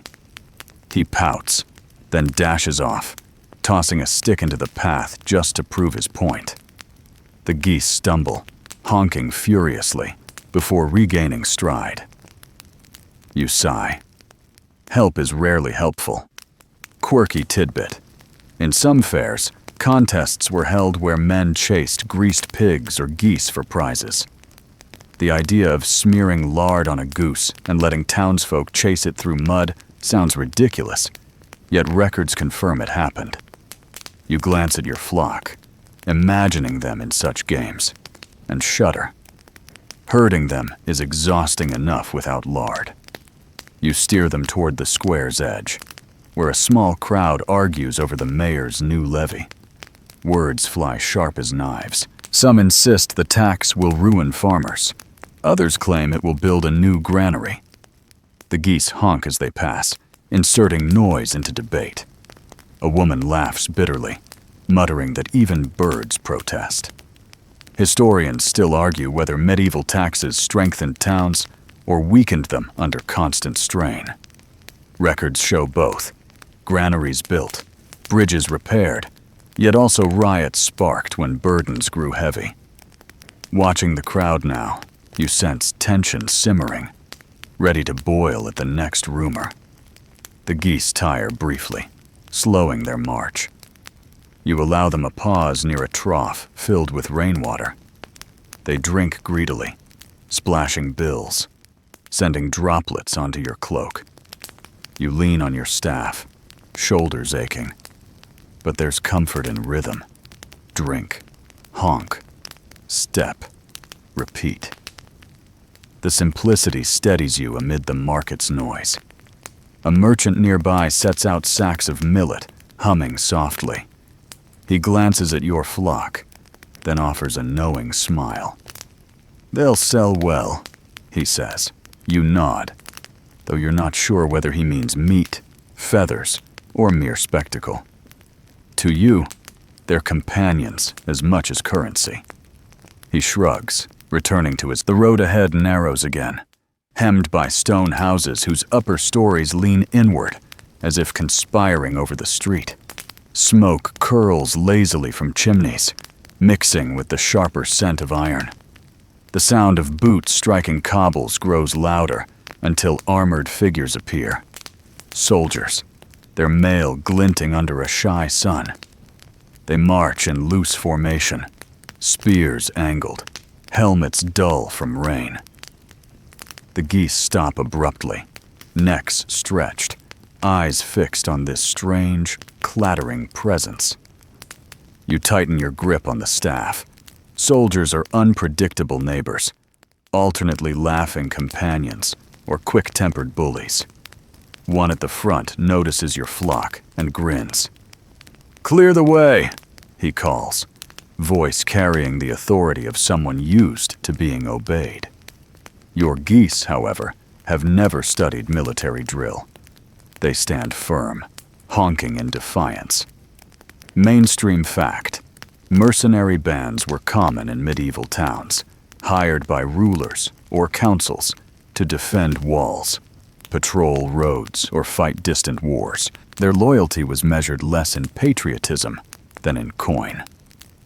To ordinary townsfolk, they were both shield and burden, protection that often demanded extra taxes and sometimes spilled into rowdy violence. The lead soldier plants his spear butt on the stones, smirking. "Make way, or we'll trample them into supper." The others laugh, though one mutters that goose stew sounds better than marching. Your flock, perhaps sensing insult, honks louder, wings flapping. The noise echoes against stone, startling a pair of horses tied nearby. The animals rear, snorting, tugging at reins. For a moment, the street trembles on the edge of chaos. You raise your staff, not as a weapon, but as a signal. Stepping forward, you murmur softly, coaxing the geese into motion. Slowly, reluctantly, they shuffle aside, forming two ragged lines. The soldiers march through, their boots clanging, spears rattling. One deliberately stomps near a goose, earning a hiss and a snap of beak. The soldier yelps, stumbling back, while his companions roar with laughter. You hide a grin. Sometimes defiance comes feathered. Quirky tidbit. Chronicles mention geese kept in military camps as both food and early warning alarms. One account claims soldiers once relied on them more than dogs, since their honks carried farther at night.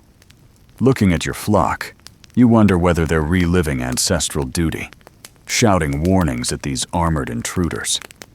The soldiers pass at last, though not without leaving muttered jokes. One calls over his shoulder, "Guard them well, goose man. We may be hungry on the return march." You exhale slowly, shoulders loosening. The geese, puffed with victory, march proudly once more, as though they alone routed an invading army. Historians still argue whether mercenaries blended into townsfolk or always remained outsiders. Some evidence shows them marrying locals, others being expelled after contracts ended. Watching these men vanish into the mist, you suspect they remain both, needed and resented, trusted only until coin runs dry. You guide the flock onward, away from the clang of armor. The street soon shifts into quieter lanes, where cobblers hammer at shoes and coopers shape wood. The clatter of iron fades, replaced by the steady thump of mallets and the smell of sawdust. The geese relax, bills pecking curiously at shavings. You herd them past quickly, knowing wood splinters are poor fodder. A cobbler glances up, shaking his head. "Better guards than soldiers," he mutters, pointing at your flock. You chuckle, agreeing silently. Geese may nip at ankles, but at least they don't charge taxes for it. The road dips slightly, leading toward the cathedral square. Before its spires rise into view, you pause to catch your breath, leaning on the staff. Your cloak still clings damp from the earlier rain. The warmth builds with each step. The geese cluster near, feathers drying, their earlier alarm fading into comfortable honks. You think back on the soldier's threat of stew and mutter under your breath that geese survive not by fear, but by persistence. Quirky tidbit. Some medieval superstition held that soldiers carried charms of goose bones for luck, believing them to guard against arrows. Whether myth or fact, it's amusing to imagine a hardened mercenary trusting in the knuckle of a bird that might bite him tomorrow. The geese press forward suddenly, eager, sensing open space ahead. You adjust your grip, staff tapping, steering them steadily. Beyond the bend, voices rise again. This time not soldiers or merchants, but pilgrims, their chants and mutters mingling with the toll of distant bells. You exhale, bracing for the crowd. The flock, feathers ruffled but unbowed, marches on, ready to face the next commotion.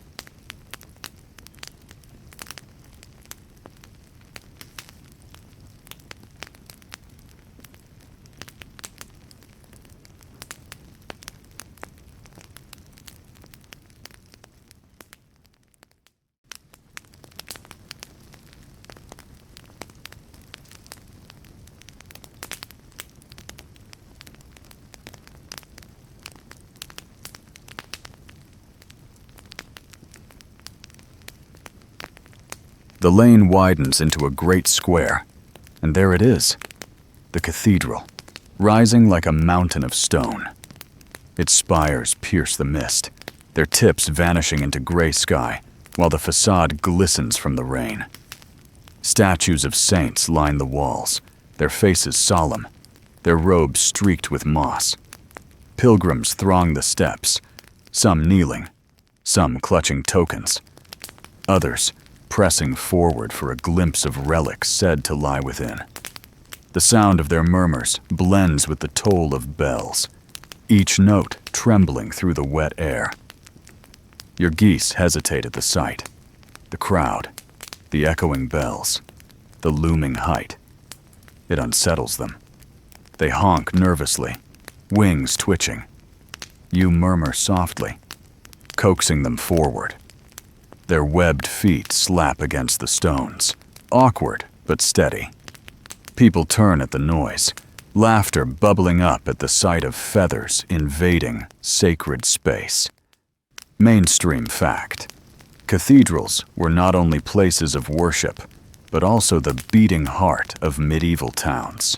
They hosted markets, courts, and even festivals in their surrounding squares.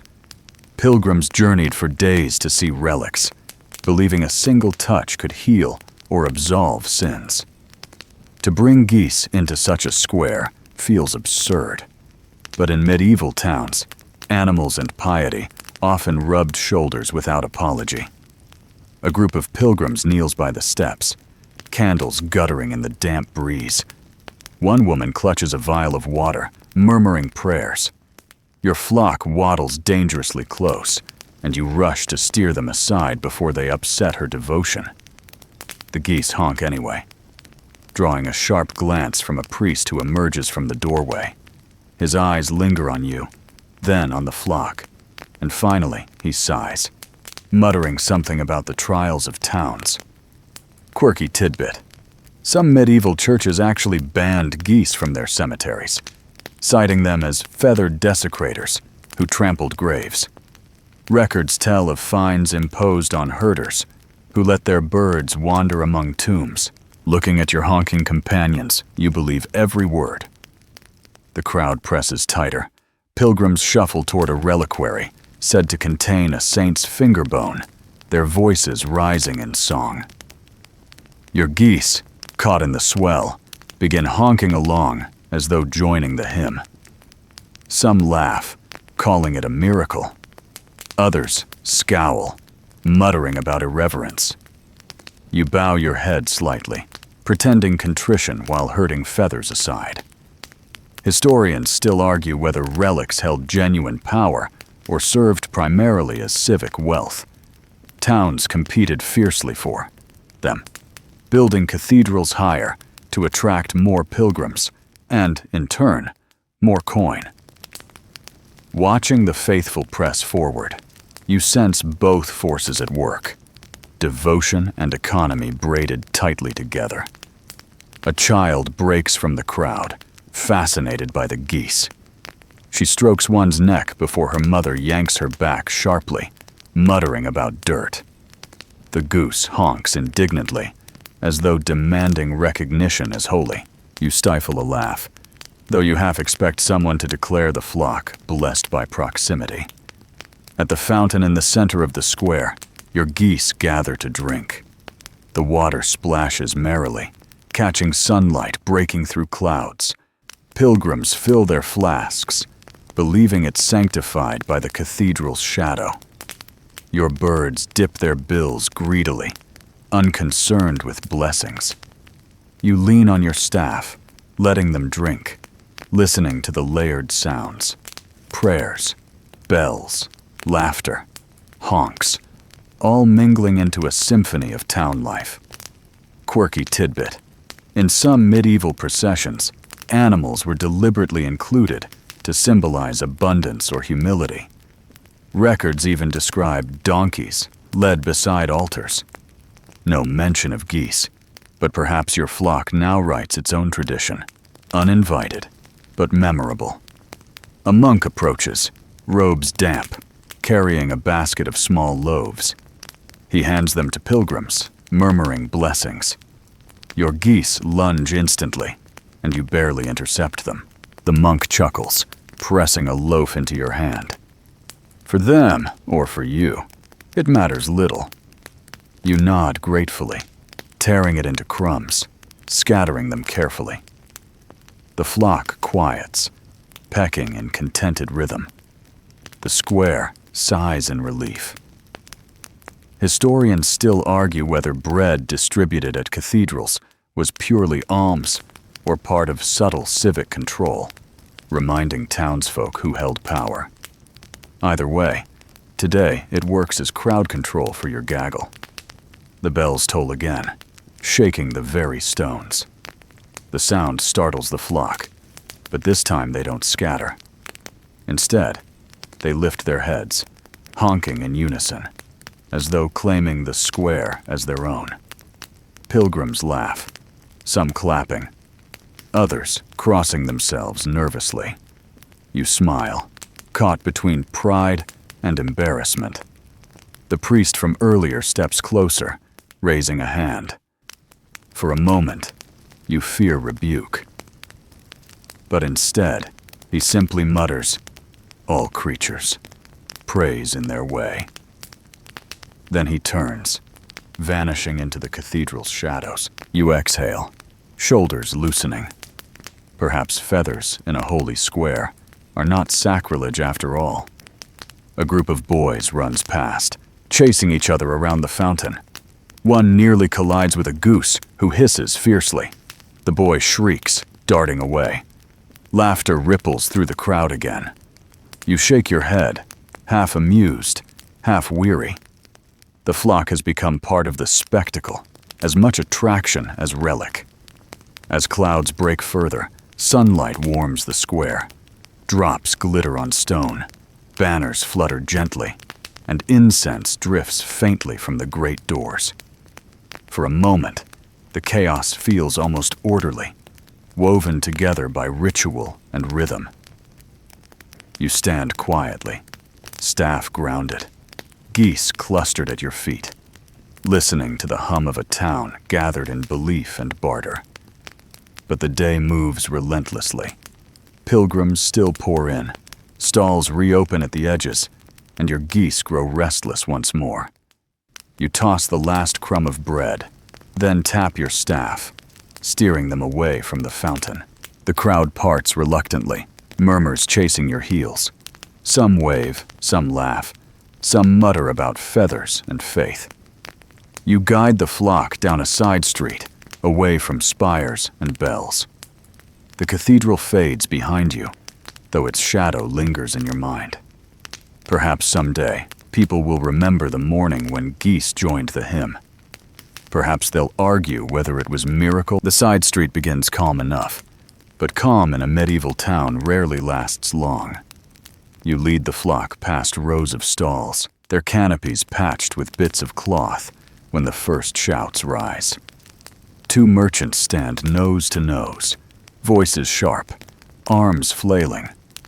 One sells barrels of salted fish, the other bolts of dyed wool.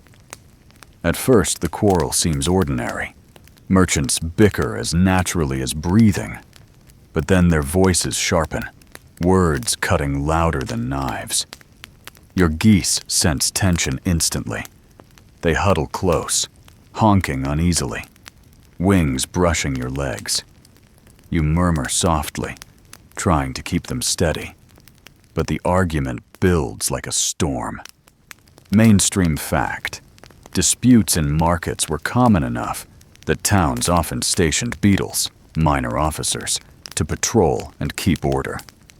Yet even beadles hesitated to step into a true merchant quarrel, where reputations and coin collided. Town courts swelled with records of fights that began over a single spilled sack or a disputed weight. Today feels like one of those moments. The fishmonger waves a gutted herring like a sword, shouting that the wool merchant blocked his stall, stealing customers. The wool seller counters that the smell of rotting fish drives buyers away. The crowd presses closer, eager for spectacle. You sigh, because spectacle and geese do not mix. A bolt of wool tumbles from the merchant's table, unrolling across the cobbles. The geese lunge instantly, pecking at the damp fabric, mistaking it for food, or simply curious.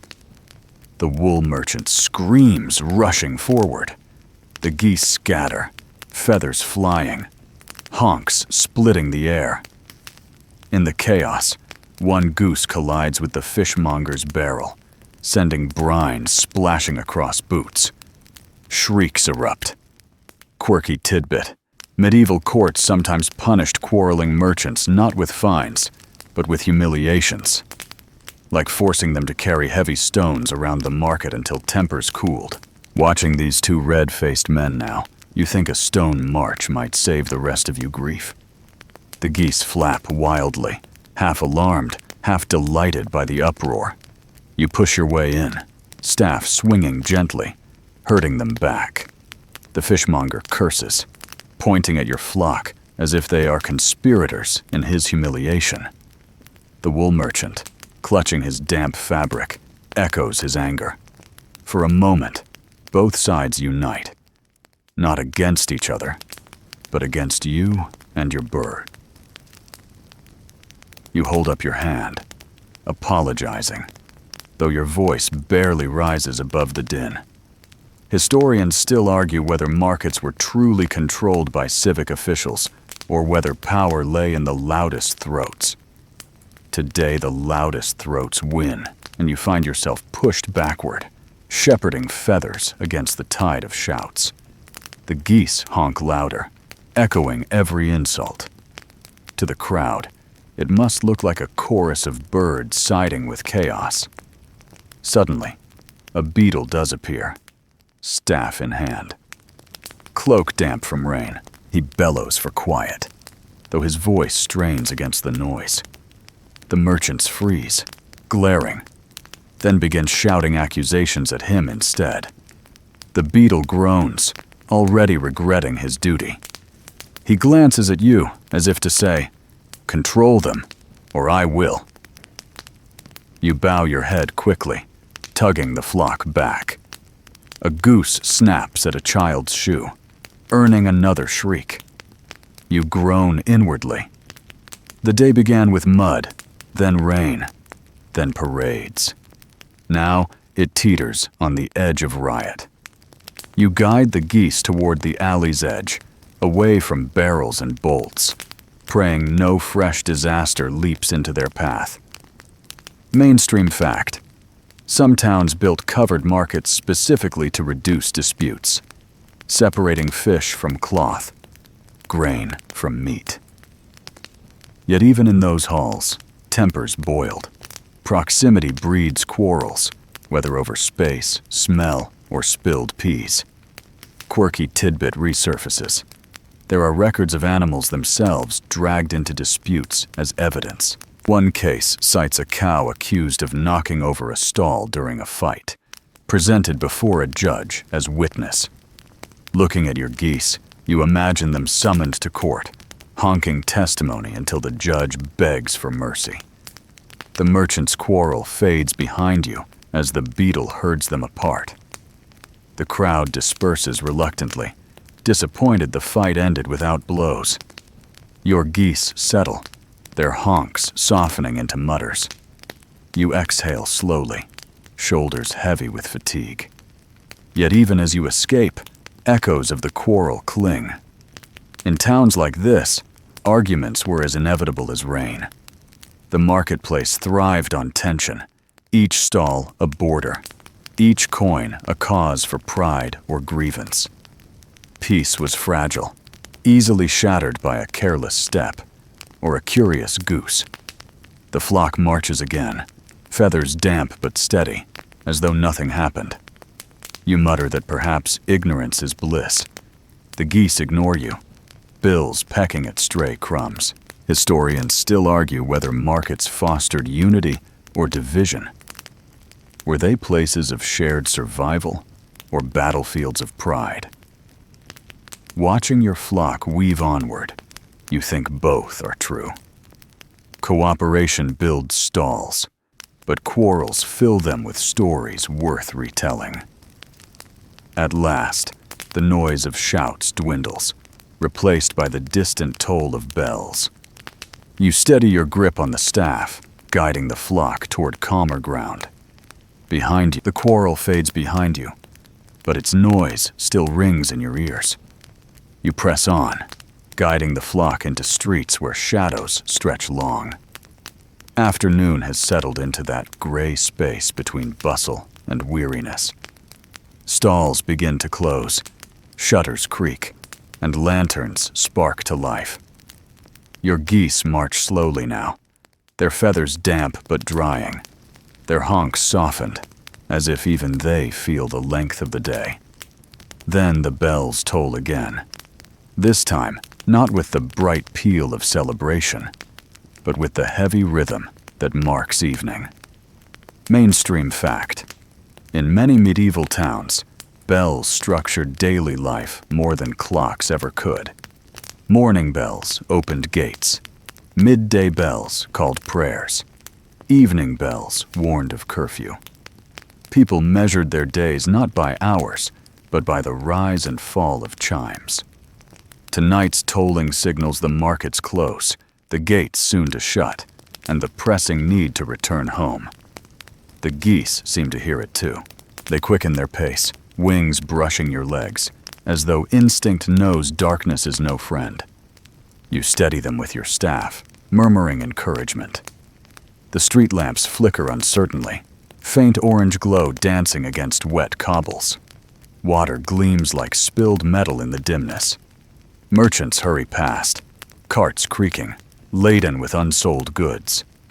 A baker closes his stall, handing out the day's stale loaves to beggars clustered near the fountain. Children scatter, clutching crusts as prizes. One goose lunges for a loaf, tugging until the child shrieks. You intervene quickly, snatching the bread away, breaking it in half, offering both sides. The child grins, the goose honks, and peace resumes for a moment. Quirky tidbit. Some medieval towns enforced evening bread laws, requiring bakers to sell leftovers cheaply so no one went hungry. Violations carried fines, or even public shame. Tonight's gesture may not be law, but it feels like tradition breathing in real time. Shadows deepen as clouds gather again, blotting what little light remains. Lanterns sway on iron hooks, their flames trembling against wind. The geese march close, their noise now muffled, almost respectful. You sense the town shifting, day's commerce giving way to night's uncertainty. Even the air smells different, less of bread and grain, more of smoke and damp stone. A man passes carrying a basket of rushlights, selling them to households eager to push back dark. He calls out prices, his voice echoing sharply. Your geese eye the flickering light suspiciously, honking as though the flames were rival birds. You chuckle softly, murmuring that not every moving thing is competition. Historians still argue whether townsfolk feared night more for criminals or for spirits. Records list both. Thieves slipping through alleys, demons imagined in shadows. Whatever truth, bells tolling curfew pressed people indoors quickly. You feel the weight of it yourself, an invisible hand urging you homeward. The geese, however, linger at every puddle, every scrap. One finds a half-chewed apple core, another nips at straw. You push them gently, reminding them that home waits, though they ignore urgency. Their world knows only the next crumb, the next puddle. Perhaps that is their wisdom. You pass a row of shops closing for the night. A cooper locks his door with heavy chain, muttering prayers. A weaver drapes cloth over his loom, sighing. A tavern already swells with noise, spilling laughter into the street. Your geese glance toward the sound, perhaps remembering the boy who mocked them earlier. You tug them onward, unwilling to test tavern patience twice in one day. Quirky tidbit.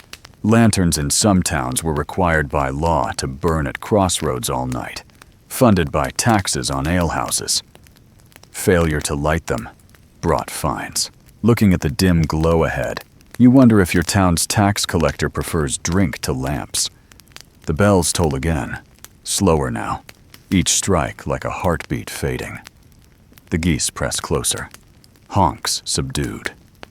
A beggar crouches against a wall, cloak ragged, hand outstretched. One goose nudges him curiously. He laughs hoarsely, stroking its neck, muttering that even birds pity him.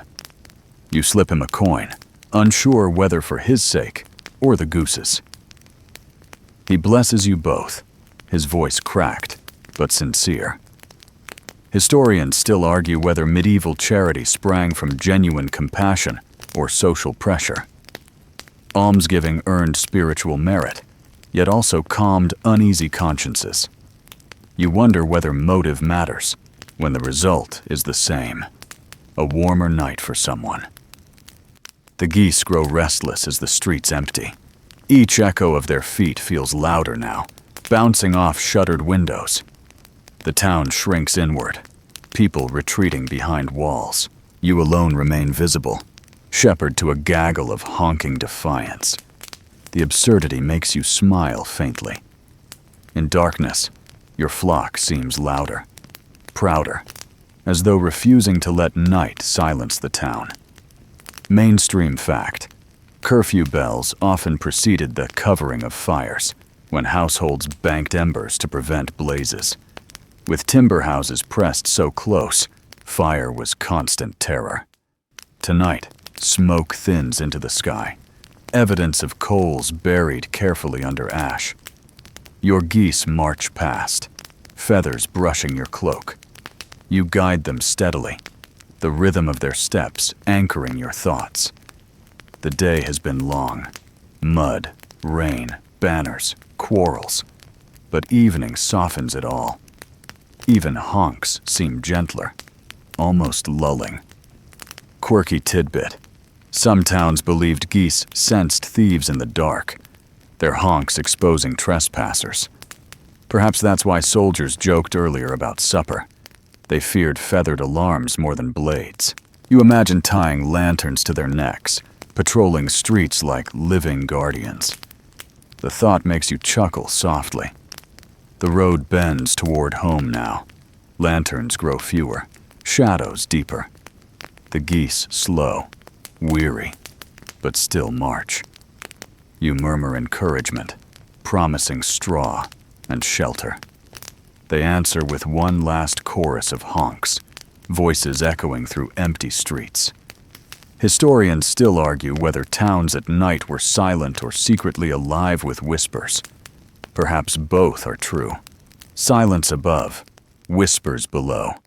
Geese honking. The final stretch home lies ahead, narrow streets bending toward your modest yard. The town has quieted under the curfew bells, yet the echoes of the day still cling to you. The rain-soaked bridge, the quarrelsome merchants, the chants of pilgrims, the pounding guild drums. Now the streets feel hollow, lanterns few, puddles gleaming faintly beneath the fading light. Your geese march wearily, their wings drooping, their honks softer, as though even their stubborn pride admits exhaustion. You lead them through a crooked lane where the houses lean so close above that the sky nearly vanishes. Water drips steadily from eaves, and the smell of damp wood lingers. Cats prowl the gutters, eyes glinting. One hisses as a goose strays too near, but the bird honks back, unafraid. The cat slinks away. You smile faintly. Even tired, your flock holds its authority. Mainstream fact. Towns like this one had curfews enforced by night watchmen. Men paid in pennies to patrol with staves and lanterns. They were tasked with keeping order, though records suggest they mostly dozed in doorways. Tonight, you hear none. Only the steady shuffle of your own boots and the soft murmur of feathers. At last you reach the low fence of your yard, where straw lies piled in a corner pen. The geese stir with renewed energy, recognizing the scent of home. They surge forward, nearly toppling you in their eagerness. You swing the gate open, ushering them inside. Feathers brush your cloak. Bills snap at lingering puddles, and with a final chorus of honks, they scatter into familiar straw. Relief spreads through your chest like warmth from a hidden fire. You close the gate firmly, leaning on your staff. The sudden silence of responsibility released feels almost dizzying. The geese preen and settle, shaking feathers dry, already drifting toward rest. Their eyes close one by one, heads tucking beneath wings. The day's chaos dissolves into calm. Inside your small house, the hearth waits dark. You kneel, coaxing a flame from embers banked carefully that morning. Smoke curls upward, filling the room with the sharp scent of peat. You hang your cloak nearby, water dripping steadily. Boots off, feet stretched toward warmth. You let out a sigh that feels older than you. On the table sits a small knife, a scrap of leather, tools waiting. Tonight, you mend shoes worn thin by mud. The steady scrape of blade against sole fills the silence. It is tedious work, but soothing. Each stitch tightens, each pull secures, as though you bind together the frayed edges of the day. Quirky tidbit. Some medieval households used goose quills, not just for writing, but for stitching leather. Their sharp points serving as makeshift awls. You glance at the pen outside, imagining your flock reluctantly contributing feathers to your task. They might disagree with such uses, preferring their dignity intact. The firelight flickers warmly, shadows swaying across the room. You sip from a clay cup of weak ale, thinner than tavern fare, but welcome. The taste is sour, but its warmth seeps into your chest. You nibble a crust of bread, hardened, but still edible. Hunger has a way of softening standards. Mainstream fact: diets of herders and laborers leaned heavily on bread, ale, and pottage. Meat was rare, a luxury for feast days. Yet even modest meals fueled long days of toil. Tonight's simple supper feels earned after mud, rain, and quarrels. You chew slowly, savoring it more for survival than flavor. Outside, the geese murmur softly, occasional honks drifting through the window. Their sounds blend with the crackle of fire, forming a lullaby of ordinary life. You smile, remembering each absurdity. The goose that bit a banner, the one that stole peas, the honk that silenced a pilgrim's prayer. Annoyances in the moment, but now they shimmer into stories. Perhaps that is how history survives, not in grand chronicles, but in small absurdities retold at hearths. Historians still argue whether medieval nights were times of fear or rest. Darkness concealed danger, thieves, fire, spirits, but also offered calm after relentless bustle. Tonight you sense both: the uneasy quiet of empty streets and the soothing rhythm of fire and straw. Balance, like everything in this town, hangs on thin thread. Your hands ache from mending, so you set the shoe aside, flexing fingers. You lean back, gazing into flames. Their dance lulls you, pulling thoughts loose. You recall the friar warning you of geese in herb gardens, the child's laughter as feathers brushed his tunic, the soldier stumbling from a snap of beak. Each moment piles like straw, building the bed of your memory. Quirky tidbit: some tales describe geese as dream guides, their honks said to carry messages from the other world. It is superstition, of course, but tonight, listening to their muffled murmurs, you half believe it. Perhaps dreams will carry you through the same crooked lanes, this time without rain or quarrels. You stand, stretching, joints stiff. Cloak mostly dry now. You fold it neatly, setting it aside. The room is small. One bed, one table, one hearth. But it holds enough. You slip beneath rough blankets, straw mattress rustling. The warmth of fire lingers in the air, mingling with the faint scent of feathers outside. The geese shift in their pen, settling deeper into straw. You close your eyes, letting their rhythm soothe you. Today was long. Tomorrow will be the same. Yet this is the rhythm of life. Wake with honks, march through mud, return to fire. No banners, no relics, no soldiers can alter that simple truth. Mainstream fact: towns may rise and fall, rulers may quarrel, and wars may rage. But herding geese remained a constant trade for centuries. It filled markets with feathers and meat, quills for scribes, fat for remedies. Ordinary, humble, and yet essential.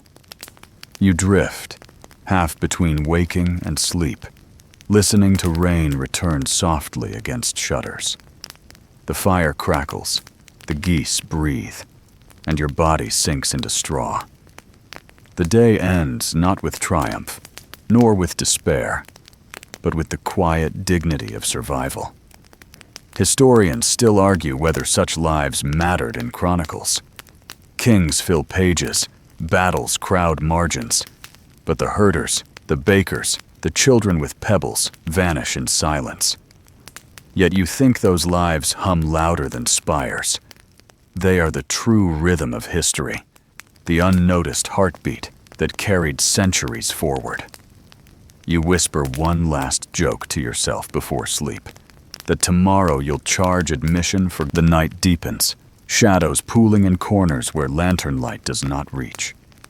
You lie awake for a time, listening to the faint shuffle of straw outside, each goose adjusting its body, wings rustling softly against feathers.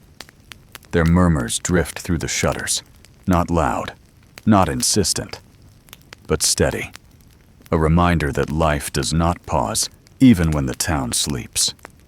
You breathe with them, each rise and fall of your chest echoing their rhythm. The staff rests against the wall, boots near the hearth, cloak drying from the earlier storm. All the burdens of the day settle into stillness. Sleep does not come immediately. Instead, you turn the day over in your mind, one memory at a time, as though counting beads. The bridge with its rattling planks, the quarrel that nearly toppled barrels of fish, the banners snapping in damp air, the cathedral bells drowning every honk. Each moment seemed absurd as it unfolded, yet together they weave into a pattern almost comforting. A herder's life may be full of mud, scorn, and stubborn birds, but it has its own odd consistency, its thread tying hours together. Mainstream. Fact: medieval towns at night closed their gates tightly, locking out travelers until morning bells. Watchmen patrolled, their lanterns bobbing, their voices calling the hour. Fires were covered, shutters closed, prayers whispered for safety. Beyond the walls, wolves prowled and thieves roamed. But inside, life folded into itself. Your geese, in their pen, are safer than most. Their feathers, their vigilance, their stubborn presence keep the darkness at bay. A quirky tidbit comes to mind. Some chroniclers claimed that dreams could be shaped by sounds outside the window. A rooster's crow might spark visions of dawn. A dog's bark might weave images of hunts. You wonder whether the honk of a goose drifting into your sleep will guide you into dreams of muddy streets, bustling markets, or perhaps flights above rooftops. You smile faintly at the thought, then close your eyes again. Historians still argue whether ordinary people dreamed of heaven, of saints, of paradise, or whether their sleep was filled instead with more practical visions: bread, warmth, or escape from toil. Perhaps both. Tonight you feel no grand theology pressing on your mind. You feel instead the weight of damp wool, the scent of smoke, the comfort of straw, the sound of feathers. If there is holiness in dreams, it is carried in these small fragments. The fire dwindles, embers glowing faintly. You roll onto your side, pulling the blanket closer. The sounds of the town fade even further until all you hear is breathing, yours and the flock's. The rhythm becomes a lullaby, soft and repetitive. You finally allow yourself to drift, not into lofty visions, but into simple rest. Tomorrow will bring more mud, more quarrels, more laughter, and more stubborn birds. Tonight is only this: stillness, breath, and the faint warmth of embers.